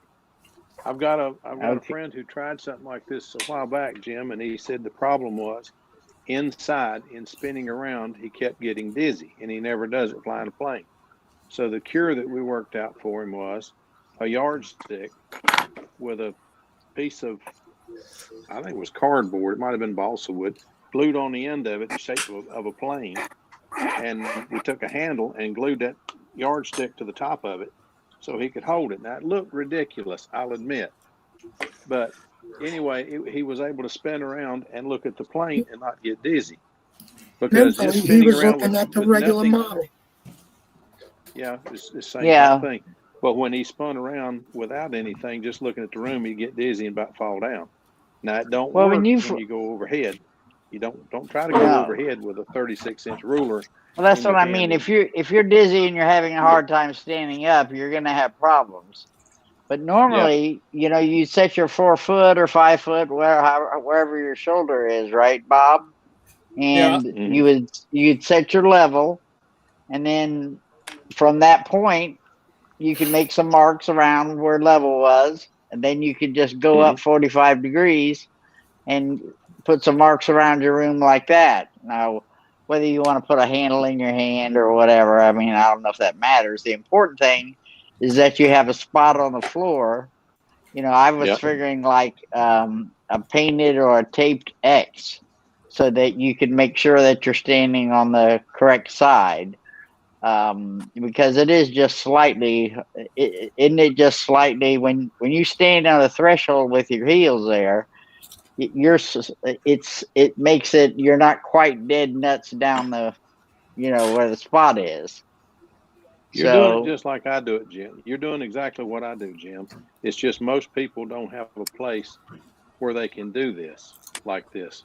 And most everybody's got a doorway in their house that they can get in and look straight up. I was just trying to make it easy for everybody. I do what you're talking about. I've got I've got a round circle about so big painted on the floor. It's more than 12 inches, probably 14 inches, but I got big feet.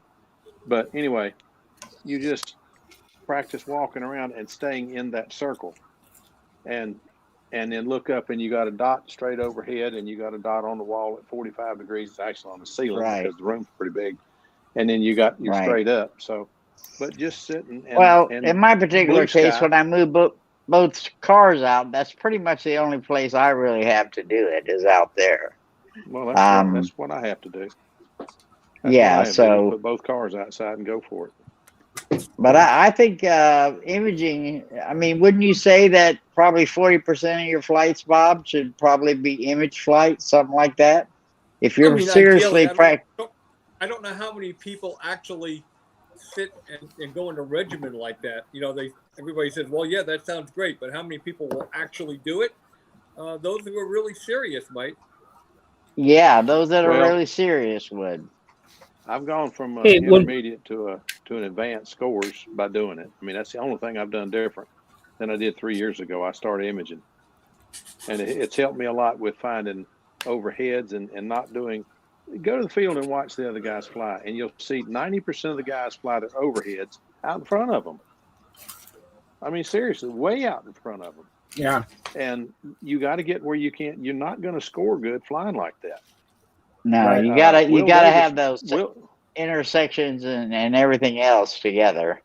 Do you set it up so that, like, if there's a spot you do a loop, you divide the room up so that I do. You know, you can pick the wind wherever you want, because if it's 45 degrees high, it's 45 degrees wide, like on a horizontal 8s. And so it would just help you get your shapes and your intersections a little better. Yeah, so, I always have to do my loops. I always have to do my loops in the same. I'm always oriented the same way, so I figure that's downwind. Because anywhere else, I'm going to hit either a rod rack or something with my hand, and it hurts. I've got my fishing rod racks overhead. And back over there on the table is your 2 wings, and one of the wings, it's both wings in one piece. I'll show you. That cat is chilling. He owns that chair. I mean that. He's gonna die. Oh, here's you talking about him. This is the wing. What they look like. They're asymmetrical, right, Bob? Or they're the same. Yeah, they're asymmetrical, or not asymmetrical. They're symmetrical wings. So I'll take one out, but this one weighs 24 ounces with it's fully sheeted. You got the landing gear in it. 24 ounces of. Oh, you're talking about with the foam on it. With the Yeah, outside? just like this. Oh, okay. Yeah, I haven't taken the wing out yet. Okay, Ooh, you but scared me for I a minute. figure, it's going to be close. At least scaring give me me. an idea of which one. The other one was 23.6. Yeah, So I they're was very gonna say, close. I want a refund, Bob, if my cores weigh that much, man. Yeah, how about it? Good grief. Yeah. Now I'll take it apart and weigh it, and then I'll show everybody the wing. Probably going to be about 16. I was having some kind of problems with what something out in the garage. I guess I'm gonna have to run an Ethernet cable. I've got an extender out there, but it just doesn't seem to work right because of the concrete wall. What? You You almost have gave me heart walls? failure, Jim. What's that? And you almost gave me heart failure. Yeah. Mm. Well, I knew they weren't going to weigh that much. No, they're sure not. I just So assumed I just assumed he meant grams. That's what I thought. I thought 45 grams, what you meant. That's kind of what I thought. He's got that confused. Yeah, well, but these Bob I'm don't build measuring that in heavy. ounce. On this scale, I'm measuring in ounces. Okay. You're measuring the whole package. Yeah, this the whole package, which is a lot of extra foam. So I'll take them apart and I'll show everybody the wing. And pull out the core sections too. Yeah, that's true. I do have to do that. Bobby, what do you use? Okay. 2 pounds per cubic foot. What's that? What are you using? Oh, 2 pounds here's per a cubic question. foot foam? 1 pound per cubic foot. Actually, it's about almost 3/4. I can't find mine. Wow. I see you, John. And Carl, just hang on a second. Sure. Hey, is anyone having problems with this bar not going off the bottom of the screen? Yeah, I can't stand it. It covers me up on my screen. But Yeah, just a minute, Steve. Just a minute. John, go ahead and ask your question. I think your hand was up. I know Carl's trying to ask a question, and then Peter wants to speak as well. So we have John, Carl, and Peter. Okay. I just wanted to make mention. I've had several times in the past. I've had people refer to an article I had on my old CAD Classics website on how to create parts using a pattern sheet. And so I found the file for that, and I made it into a JPEG, PDF, and I posted it on my CAD Classics vendor site under using making parts for a pattern sheet. And so if anybody's interested in that, either here on the forum or watching or listening or whatever, it's there. So all right. Just call it to your attention. Thank you. Go ahead, CAD Carl. Classics. What? Well, the thought came to my brain when you guys were talking about going around in circles and staying in one spot. Do any of you pivot on your left foot and just kind of pick up your right foot, or do you kind of use a walking motion to go around in circles when the time calls for it? The easiest way to do it is the easiest way for me anyway, is walk backwards. But try to keep your right foot, if you're going backwards, try to keep, I use a circle about this big. It's about 15, 16 inches. Try to keep your right foot on the outside edge of that circle and walk around it. Don't try to pivot. If you try to pivot, you're going to get dizzy. Okay. Walk backwards and walk around it. So would that would be Go ahead. That'd be good when you're doing like clearance flaps or your takeoff flap. Anytime you're flying backwards. If I'm going inverted flight, I do just the opposite. I keep my left foot on the circle. Okay, what do you mean by? I'm sorry. Sometimes I get my mouth. What do you mean by flying backwards? If you're flying inverted, that's you're gonna be walking backwards. Okay, but while you're flying inverted, the same principle. If you're flying right side up, you're still walking backwards. But when you're flying right side up, you're walking backwards with your right foot on the circle, outside of that circle. When you're inverted, you got your left foot on the outside of that circle. Okay. It's the way I do it, and I did it. I watched several of the top guys. I just Right. happened when I was learning to fly that and finally getting good enough to try to figure out how to do this. I watched Bobby and his son came to Winston-Salem, and I asked him a bunch of questions. I know I annoyed the crap out of Bob because I asked him 100 questions, but like I'm Just doing. don't ask when he's out on the circle, flying officials. do what, Bob? It was a lot Bob more said questions than that. Well, okay. Anyway, I ask a lot of questions, but I learned a lot. I do listen and I take notes, but I learned a lot. I learned I carry a card now in my pocket. If I'm having a good day, I don't have to use it. But if I'm having a bad day, I pull a card out and put my thumb on the maneuver I'm on, and follow it down. I saw Bob talking to himself, and I read lips pretty good, so I read that he's telling himself the next maneuver. So now I do that. Yeah. Yep. And just little things. Watch the top guys. Watch the good guys fly and see what they Count the do. laps. And then copy them. Let Yeah. me explain this because this. All right, well, I'm glad you brought that. I'm glad you brought Thank that you. up, Phil.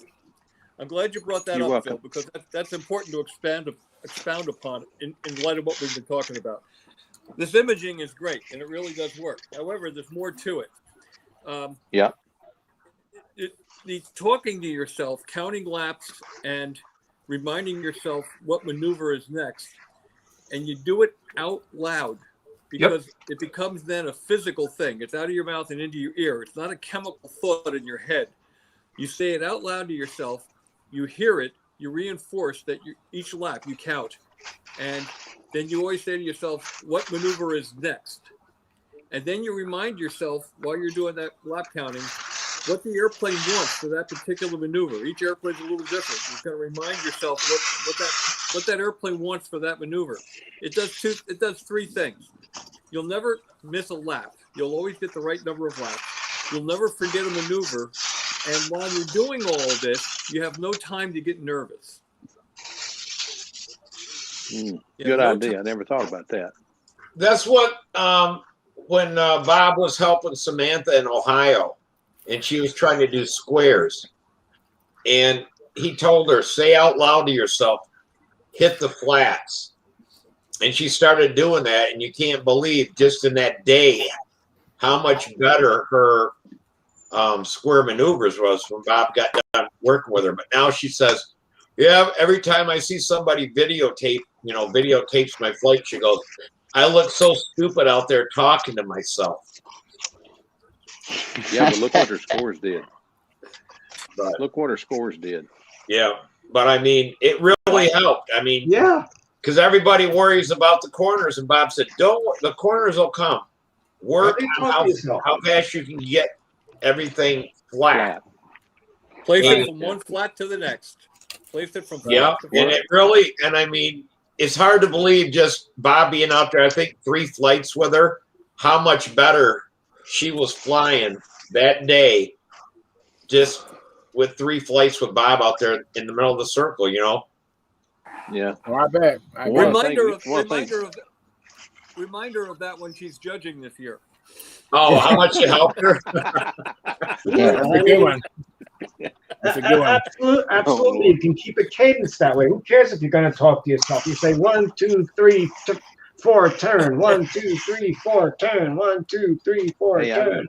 I've got a guy locally that laughs at me because I talk to myself like that. I said, that's all right. Since I started doing that, look where my scores went and look where your scores went. Maybe you ought to start talking to yourself. Peter, did you get a chance to say what you wanted to say, Peter? Okay, I'll just make a quick comment. Then Walter is next. A quick comment about the tripod. I pulled out a tripod to figure out what the discussion was, and I realized you can't do it just with your tripod and the level, because the tripod nor the level tells you where 45 degrees is. So you have to figure out some sort of protractor combination to find out exactly where the head should be on your tripod to be 45 degrees, so you can then set your level or make a mark on your tripod to where 45 degrees should be. I can't do it just with a level and the tripod. I need some sort of device to tell me that this is 45 degrees. It's called a carpenter square. Yep. That's what I use. I think I'm just saying for anybody who's not quite familiar with it, yeah, Use your more than just smartphone. you just need a little bit more than a bubble level Peter. because my tripod does have a bubble level built in, but it does not tell me. It just tells me when it's not level. It doesn't tell me where 45 degrees is. Peter, put bubble level on your smartphone and calibrate it, and this will tell you in the air what you can do, whatever you want, and it will tell you. Okay. That app is so cool. Yeah, okay, that's a great idea. It's better than having to drag out a protractor and a ruler and all that sort of stuff. I mean, but yeah, you definitely need something more than just a bubble level and because a tripod. the bubble level app, you can stick it in degrees, and you can change it. It'll show you the bubble, but it'll actually give you the degrees on it. And then, of course, a laser pointer comes in very, very handy. A laser pointer is something that you can put on the bed of the tripod, so you can shoot a dot on your wall to find out where that 45 degrees is on your wall. Yeah. Yep. Let Walter. What do you need this for? To practice your 45 degrees, and that Jim brought it up. Yeah, Jim was talking about imaging, where you practice at home or someplace your pattern. Okay. And, hang on, Lynn. Let me comment on the chat box. Timothy DeBoard says, I have a torpedo level with a 45 on it. So I guess some of them do have 45. Yeah, they make excellent. Yeah, And, they make torpedo levels that are laser torpedo levels. Right. It's actually have a little dot in the wall. Right. Exactly. Yeah. Walter, was you trying to say something earlier, Walter? Yeah, I wanted to reiterate bring back the conversation about the chipmunk, Jim Van Loo's chipmunk. Okay. This here is a photo of Jim Van Loo and his chipmunk from back in the 60s. No, it's pretty. Okay. That was gorgeous, man. That thing was gorgeous. It is. But it's even simple in the cockpit. Look at that. Okay. Yeah, hang on, I'm trying to get to it. Bottom of it was checkerboard, I think. Yeah, that was actually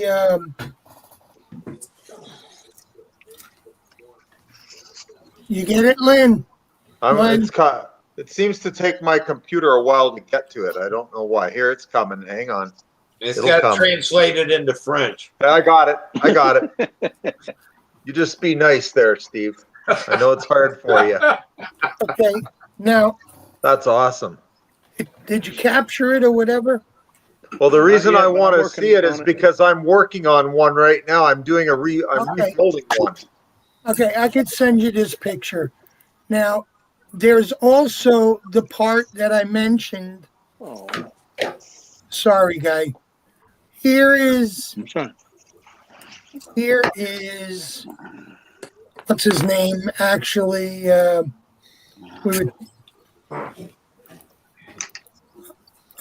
where his was identical. Now, who is this? That's Mike Stott. Oh, that's Mike Stott. Sorry. Okay. Cool. Nice. He doesn't look like that anymore. No, not even. Now, he looks younger, right? Yeah. That was at the '69 Nationals. Wow. Yeah, right. Now, I think Jim's photo was at 8? Or was it the same year, Bob? I think his was a year earlier because I don't remember Van Loo being at the '69 Nats. Okay. I'll see. Now, 69's when the Lampione one. Lampione one, yeah, with a pure Sabre.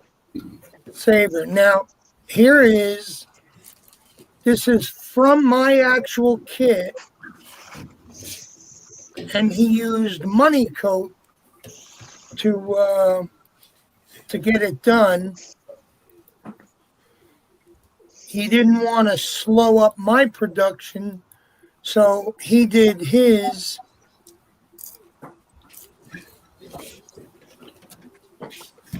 Now, with the exception of the tone in the color, it was exact almost.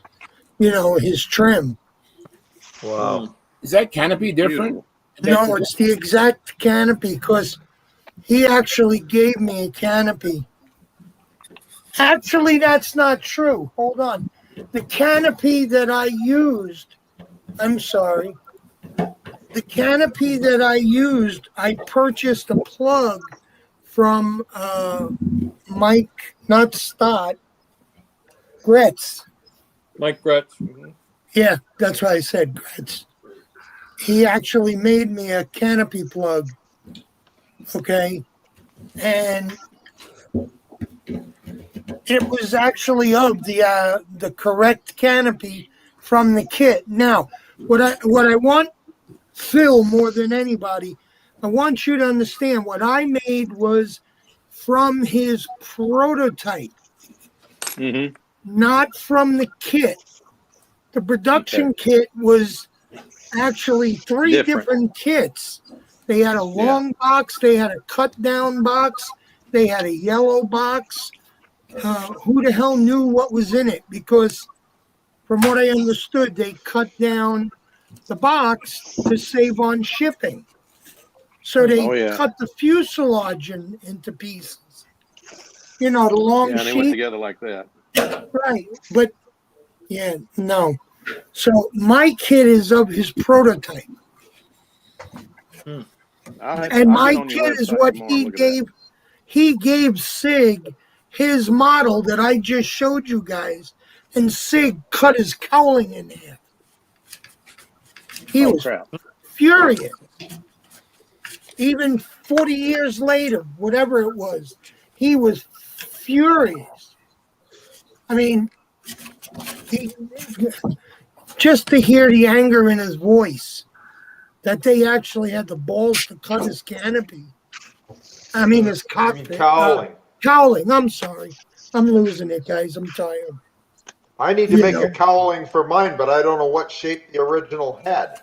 Do you have any pictures of the airplane? I have the plans I can send you. Okay, cool. What kit do you have, Glenn? My kit is the CL3 kit. I've been working on my website. A couple of guys will be happy to hear that. Oh, good. Me too. Good. My website's actually up right now, partially up, and I did not get to add the photos to the chipmunk, but I do in fact have my. Who is cutting foam or plastic? Mike. Oh, Mike. It's driving me nuts. I was working an elevator. Oh my God, that's sticking then. I was working the elevator. Oh. Sounds like chalkboard. Sorry.